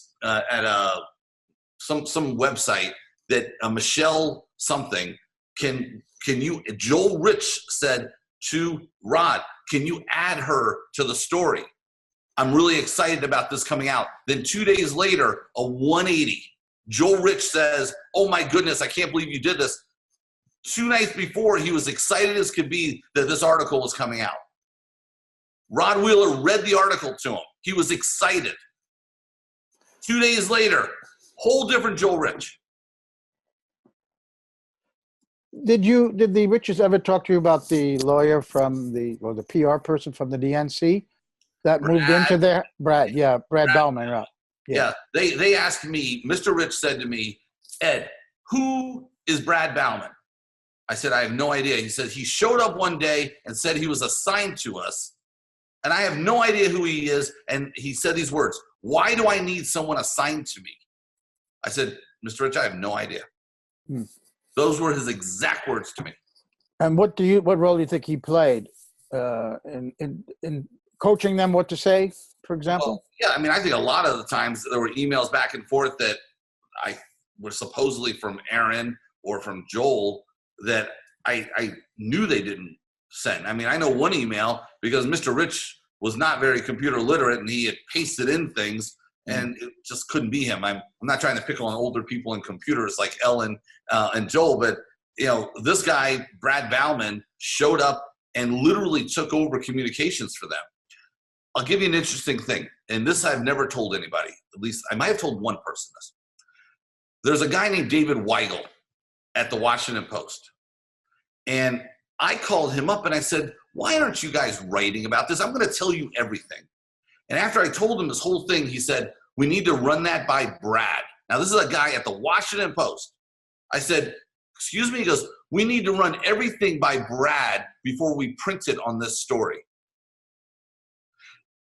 The Washington Post needed to run it by a DNC public relation person before they could print it.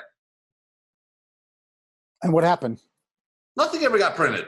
Do you know what it's like to be me? Nobody prints anything that proves what happened. No one supports anything. Fox News, isn't writing anything and talking about this at all. And I'm out there just, doing things like this. So Ed, you're obviously, a lot of people believe you, a lot of people don't believe you. You've got this lawsuit now. What are you hoping this lawsuit might do in terms of discovery? Do you expect some kind of real tangible proof to back up what you're saying? Okay, so anybody who doesn't believe me, write to me and tell me what they don't believe. I'll prove it to them. That's one thing, because I can't stand it when people are calling me liars. And a lot of these people have motivations to keep this Trump-Vladimir Putin bromance going. Okay. I have no interest. I could care less. I just care about the truth. Which lawsuit are you talking about? Because I have about 17 lawsuits where okay. Let's say the last one where you name Ellen Ratner. Let's start. Okay. Talk about that one. I am suing people because they deserve to be sued, because they lied about me, and they need to be held accountable. If we don't sue these people and we don't bring them to court, they're going to keep doing the same crap. And they're going to make up stories about me and people like me, and they're going to get away with it because no one's going to hold them accountable. So if the press isn't going to hold people accountable, the legal system's going to. And I'm going to sue these people, and anyone continues to smear me, like some people maybe recently have, they're going to be sued. Well, what are you hoping to gain from that? Just maybe, I don't know about monetary settlement, but are you hoping material evidence comes out that proves what you're saying? Well, all the evidence is coming out. Okay. I mean, it's all coming out, and it's being worked on right now. And you'll see real soon, my lawyer, Ty Clevenger, is brilliant. And we know he knows exactly what he's doing and knows exactly how to get things. Plus, there's a lot of stuff that's going to start coming out from the White House. Am I going to get money? I sure hope so. I mean, I've spent in about $800,000 for this crap from this made up story about me. Are you going to try to depose Ellen Ratner, get her under oath to answer these questions from your lawyer? No, I wouldn't do that to Ellen. I wouldn't do that because Ellen is not the villain here. Ellen just didn't want to be involved and she lied. I mean, Ellen's a good person. Let me ask a question about that. What do you think accounts for, and I am asking you to speculate here, but why did you think people like the Riches and Ellen would have changed their tune so distinctly, even when there is, maybe some evidence, especially in Ellen's case, that she had had a different view previously? Sure. Ellen didn't know this stuff was out there. And I think it's really interesting. Can I just share with you how that one video clip came about? Yeah, absolutely. We've shown the video, so you please discuss it. Yep. So it's the strangest thing. I got tagged in a tweet, and it said fast forward to 1 hour and 2 minutes. And I did. And there was what you now see. So the man, we connected, and I thanked him, for sending that to me. He said, let me tell you what happened here. He's 71 years old. He lives in Turkey. And he said he couldn't sleep because he couldn't get Ellen Ratner off his mind. Because ever since something came out in the lawsuit, he couldn't get Ellen Ratner off his mind. So he went on YouTube and wanted to know more about her. And then looked at clips that were near the election, and he watched the whole hour. And then at that 1 hour and 2 minute mark is when Ellen Ratner said what she said. And then he sent that to me. And he said his wife was getting mad at him saying, stop talking about Ellen Ratner. And this is in Turkey. And he sent it to me. Otherwise, we would never have it. So Ellen Ratner, look, Ellen is a very kind person. I'm on the board of one of her companies, although I'm probably kicked off it now, one of her nonprofits. Ellen is a good person, but she lied.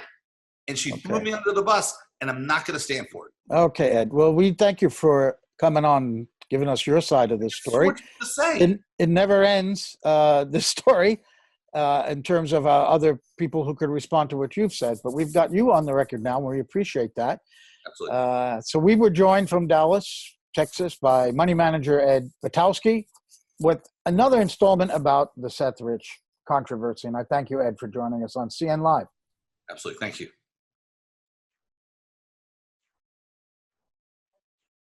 Well, we're back live now here in Alexandria, Virginia, with Elizabeth Voss, my co-host in Fayetteville, Arkansas. Well, Elizabeth, that was quite a lot there. Absolutely. It's difficult. It's difficult. Just a moment. I'm getting a feedback here. Yes, it sounds good now, I think, at least on my end. But yeah, I mean, I'm very glad that we were able to talk to both Michael Isikoff and Ed Butowsky in successive weeks to get kind of both sides of the story. And the problem with this story, to me, seems to be that we don't have conclusive evidence on either side of this. But I think that when it comes to Isikoff's portrayal of this, narrative where you have Russian spies planting disinfo regarding Seth Rich, I think there's much less supportive evidence for that type of narrative than there is for, Ed's story. We do have the video, as we played earlier, of Ellen Ratner discussing this, DNC insider. There is the audio from Cy Hirsch. So I think there is a little bit more weight to what Ed was saying. Yeah, it's just very difficult to dismiss this story as a crazy theory, the way Isikoff and others in the mainstream, kind of demanding that we do. And out of nowhere, that story came, as if people are talking about it a lot. I don't know why he even did that story. Medium that posts people's articles, they have a rule where any story that mentions Seth Rich will now be removed. I have heard of that. What are they afraid of? I mean, it's almost like, raising it to the level of Holocaust denial or something, or 9/11 stuff. And I don't think anybody is talking that much about Seth Rich, and I would not put it on in any way equivalent to denying the Holocaust. So we are talking about it here. That's to say, as you just did, Elizabeth, that we just don't know what the truth is about this. You cannot dismiss this because of what Assange said on Dutch TV, in which he said and didn't say that that Seth Rich was the source. The $20,000 reward for knowledge about leading to the arrest of someone who killed Seth Rich, given out by WikiLeaks. We have the Ellen Ratner thing that we just saw, although she did not say it was Seth Rich. She did say it was a Democratic insider. We've got Cy, as we heard on the tape, saying he has that source in the FBI. We've got this very interesting response that I want to talk to you a little about in detail, Elizabeth, from the NSA, the National Security Agency, to the FOIA request made by Butowsky and his lawyer, Ty Clevenger, asking whether Rich had communicated with any of several people, and we'll get into that in a moment. But then we also have Seth Rich's parents absolutely denying that any of this happened. Ellen Ratner saying to Isikoff that she never heard of Seth Rich before, this character, that just didn't happen. So somebody's lying here. I mean, maybe Assange made that up to cover his tracks. Somebody's lying here. We just don't know who it is. I mean, that's the fascinating thing about this. But I don't think we can just dismiss this. I don't think putting Ed on means that we believe everything he said either. I just don't know. But you would agree, Elizabeth, that somebody's not telling the truth here, right?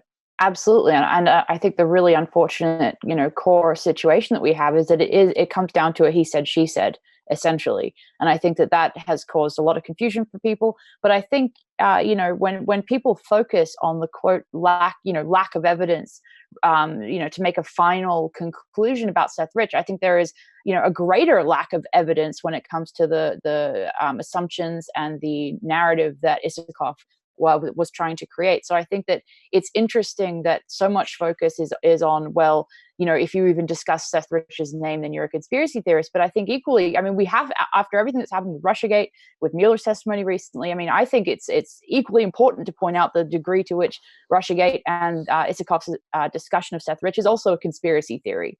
And so to put them on equal terms, at least, I think is important. Yeah, that's a very good point. But if it's completely rubbish, never happened, what a joke, why are they talking about it? I mean, exactly. Why are they giving fuel to this thing? We wouldn't be doing this program if it weren't for this Conspiracy Land series that Isikoff and Yahoo News are doing. We wouldn't have had him on. I brought him on to have him answer questions about his reporting. And I think that there are a lot of holes in his reporting. He admitted that the Russians were unlikely to use a website like that. He admitted that the Washington Post story said that this stuff had been out about Rich's possible connection to this before that Russian bulletin. He admitted he'd never seen that bulletin. He only took the word for it from this former prosecutor who he thinks saw an English translation of it. He later on in his report, by the way, says this was purported details from this Russian intelligence agency, whereas earlier in the article he made it sound certain. So again, we wouldn't have had this program with him. We would not have invited Ed Butowsky on. We wouldn't be talking about this right now if it weren't for Isikoff's and Yahoo's decision to make this an issue again. And so if they don't want people talking about it, or if they think it's nonsense, I don't see why focusing on that is a wise thing. They just want to seem to kill it off once and for all. But in fact, they've just revived it, in my opinion. Absolutely, and I think the timing is really interesting. And the only thing I can really relate it to, the timing of this, is Mueller's testimony. I think that this was an attempt, in some sense, to revive the Seth Rich issue in order to deflect from Mueller's testimony and the kind of failure of the Mueller collusion narrative, especially when you look at Issakov's history writing the book that he did. Yes, he did. We could have. It would have been gratuitous, I think, on my part to go after him on his failures about collusion. He's admitted that already, which, unlike Luke Harding and others. And our show last week was not about the collusion issue; Right. It was about Rich. But I don't know if anybody saw that performance by Mueller yesterday. Before we get into that, I do want to talk about that. I just want to go over this letter that came from the National Security Agency. Now, I have gotten letters like this from FOIAs I've sent in, and it's this looks like a genuine letter from the National Security Agency. And it says here that the request that was made by Butowsky through his lawyer, Ty Clevenger, they asked for all documents, records, or communications referencing or containing communications between Seth Rich and any of the following. Now, this is what is maybe a mistake, because they give a long list of people here. Yes. So between Seth Rich and Julian Assange, Seth Rich between Seth Rich and WikiLeaks, between Seth Rich and Kim.com, Rich and Aaron Rich, his brother, which is there would be probably a huge trove of documents there. Sean Lucas, we can talk a little bit about him. You know about him. Kelsey Mulker, Imran Awan, Abid Awan, and Jamal Awan, all of whom worked for Debbie Wasserman Schultz in her congressional office, and then Hina Alvi, Rao Abbas, I don't know who those people are, or any persons or entity outside of the United States. So the response they got was that your request has been processed under the provisions of the FOIA. 15 documents totaling 32 pages responsive to your request have been reviewed by this agency as required by the FOIA and have been found to be currently and properly classified in accordance with Executive Order 13526. In other words, they've confirmed that there has been communication between Seth Rich and one or any of these, one, all, or some of these people I mentioned, including his brother. Now, if his brother, if it was only a communication with his brother, you would think that they would say that. They wouldn't, I think, keep all these people here, us thinking that he could have had communications with Kim.com, that he could have had communications with Julian Assange or with any of these people. If he was being portrayed by Isakov as a lowly DNC worker who didn't have any computer access to the emails that were eventually linked, that's what the conspiracy land story says. If he were that, would he be talking to any of these people other than his brother and maybe Sean Lucas, Elizabeth?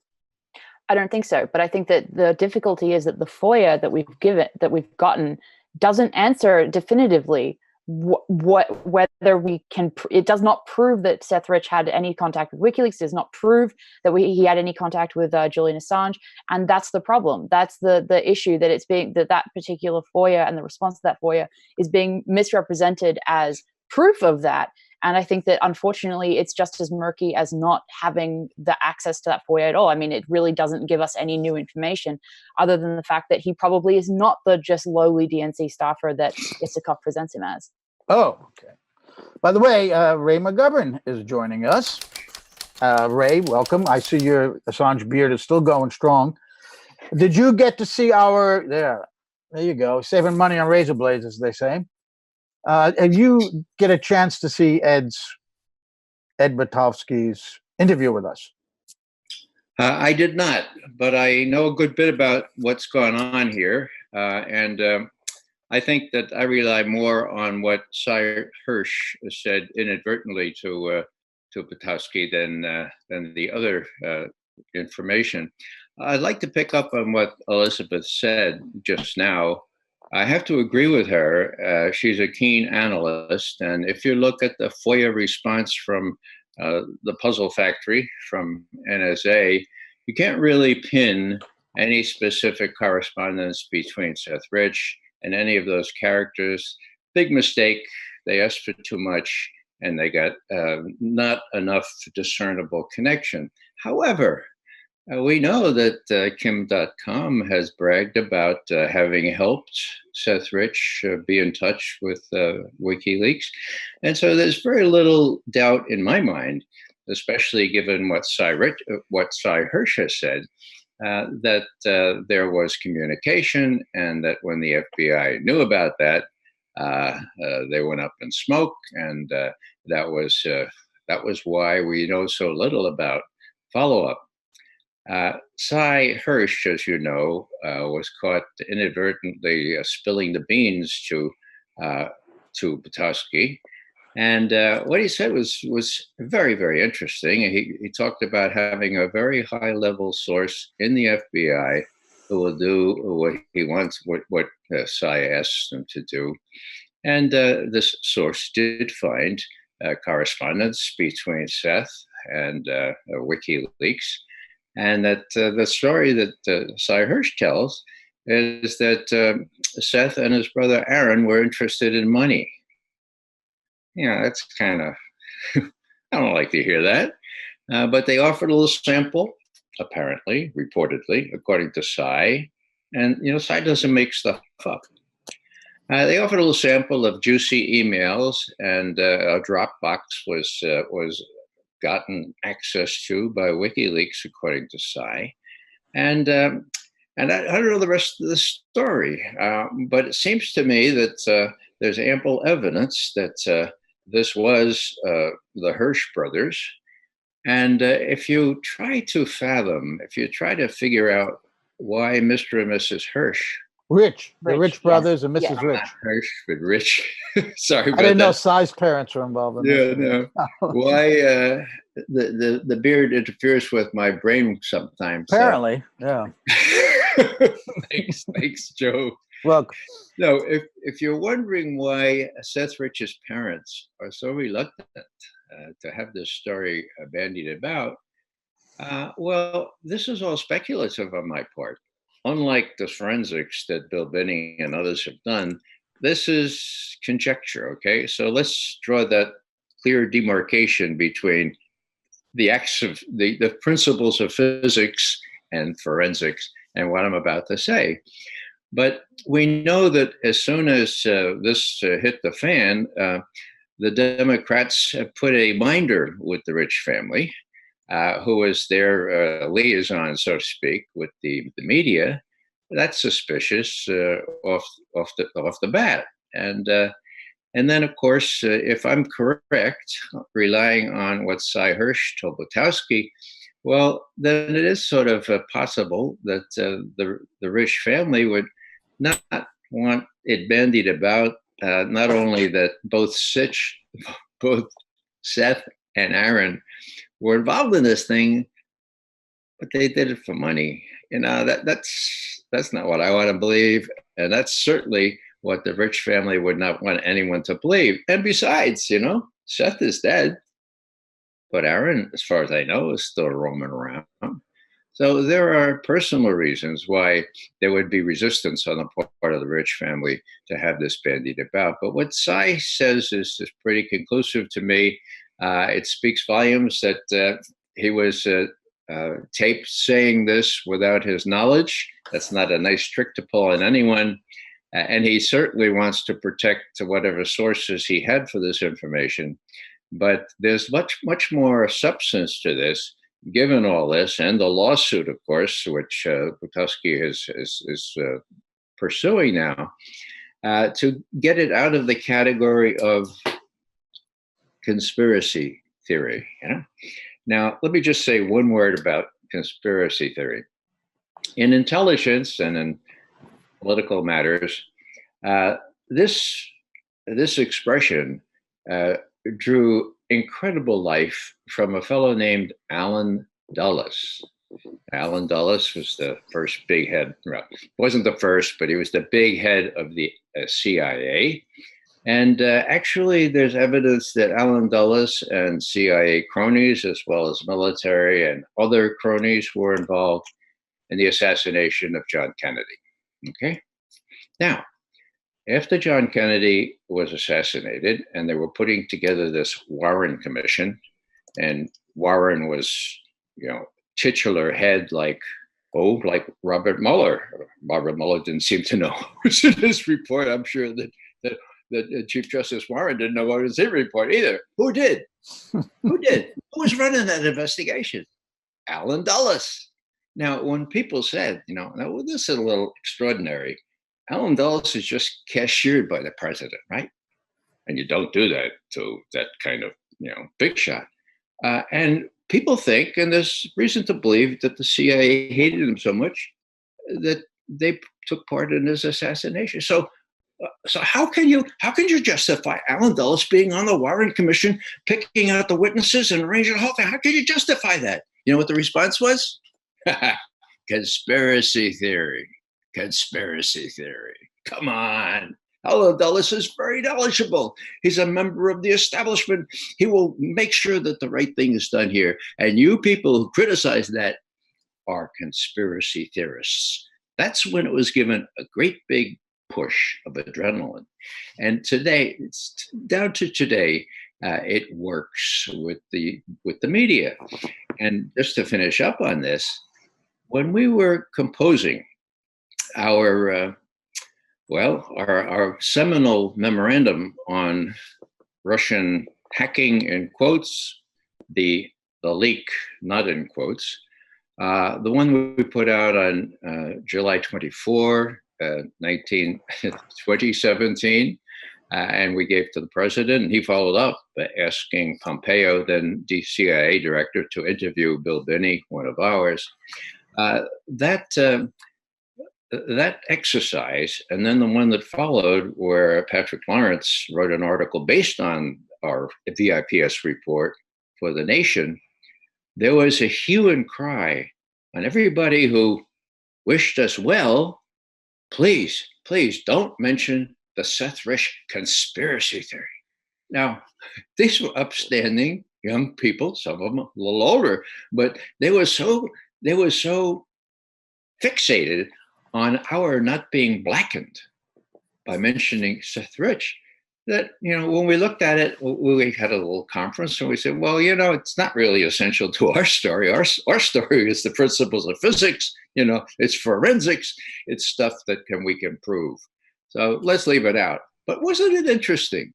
And here, more than 2 years later, actually exactly 2 years later, we're doing a follow-up on this thing with much more meat, given Butowsky and given Hirsch and given the other things that have come up, which show that this is an extraordinary story. How it pieces together, luckily, will come out in the wash, that is, in the court, and that's a good thing. You think so, Ray? That's. I hope you're right about that, because as I said to Elizabeth before you came on, somebody's not telling the truth in this story, and I'm not quite sure who it is yet. The Democrats would say they said Brad Bauman to the Rich family to protect him against reporters, right, and others. So we'll give them that. Now, Cy, I told this to Ed in the interview that I learned from somebody close to Cy, and you know who this is going to be, Ray, but that Cy was still working on the story. He had that source in the FBI, but he didn't have enough cooperation because he didn't have the report in his hand. He only had this guy reading from it to him, so he needed more.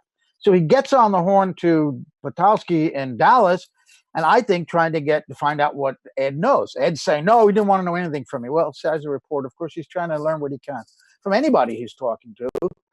And then what happened was, when the leaked tape of Cy's conversation came out, that Cy was not aware that he was being taped. He communicated that to me in an email saying how angry that made him, that burned up all of his sources. When that tape came out, they don't want to talk to him anymore. Because the public heard that he had a source inside the FBI and he was senior level. So that was a really bad mistake on Butowsky's part. Of course, he's denying all of that. So what do you think about that, Ray? Did you hear the same thing? And that's what killed the story, why Cy never wrote about it. Well, I have a pretty good notion. I've talked to Cy as well. Cy is psychotic about protecting his sources. I mean, that's how he's made his living, and that's how he's made his mark in the public world. That's why he's gotten so many Pulitzer Prizes. I think he couldn't believe he was so unfortunate as to have been taped talking to Butowsky. And my impression, and this is more than just an impression, is that Cy was deathly afraid that the person that he had sort of identified by role, senior, and could go and what, would be caught at it. And, the FBI has all manner of ways of finding these things out. I mean, every telephone conversation and every email and so forth, as discreet as Cy may have been, for all we know, this person was in extreme jeopardy. And so Cy just decided, well, the least I can do is now shut up about it. I don't want to say anything more about it, and hopefully it will die down. Maybe the FBI won't catch this guy, but let's just hope. And and meanwhile, what can I do except shut up about it?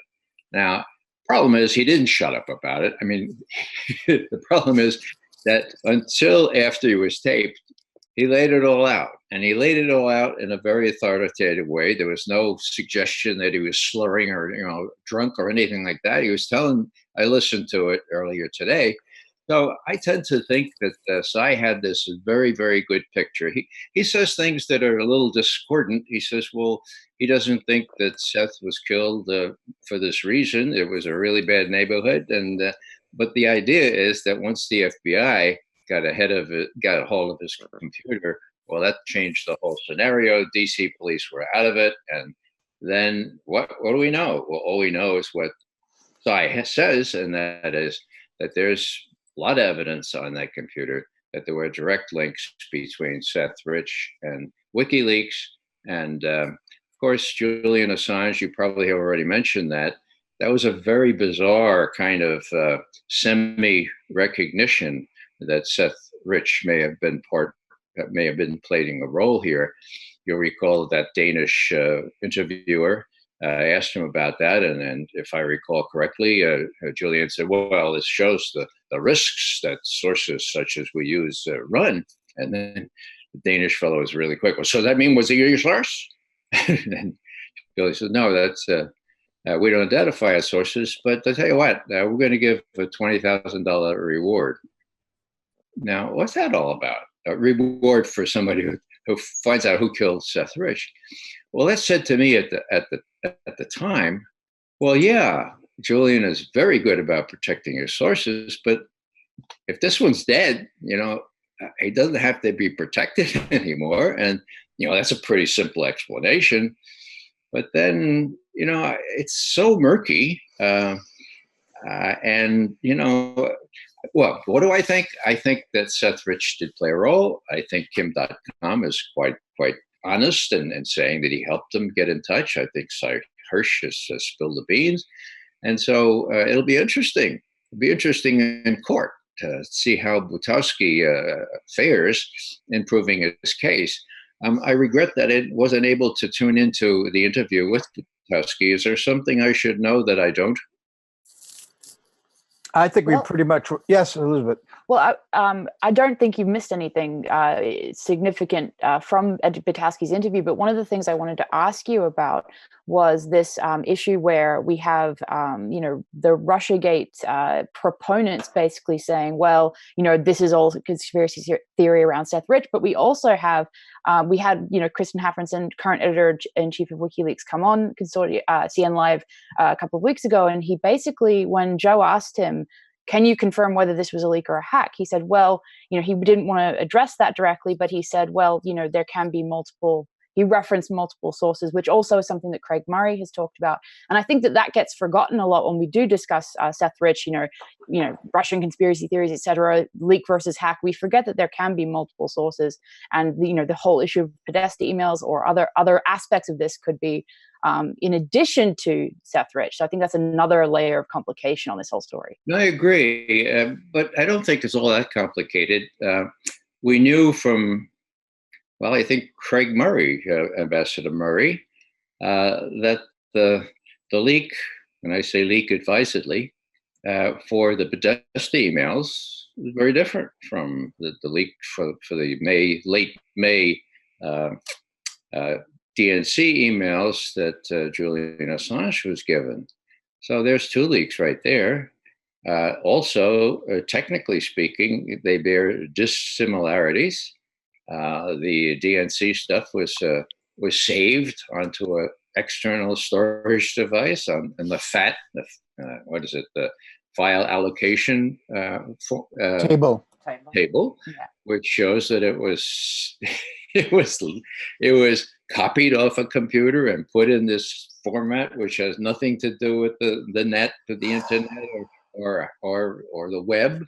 And that was done before WikiLeaks released it. So we have that, and then we have the possessed emails, which was not saved in the FAT format. So there's internal evidence, forensic evidence, that there are 2 leaks right there. Why don't I say hack?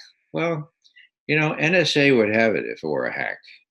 And the download speed, of course, proves that Guccifer, that fraud, tried his best to sell this hacking theory and screw it up to the extent that anyone doing the forensics, like Bill Binney and Forensicator, could see that the download speed could not have been a hack.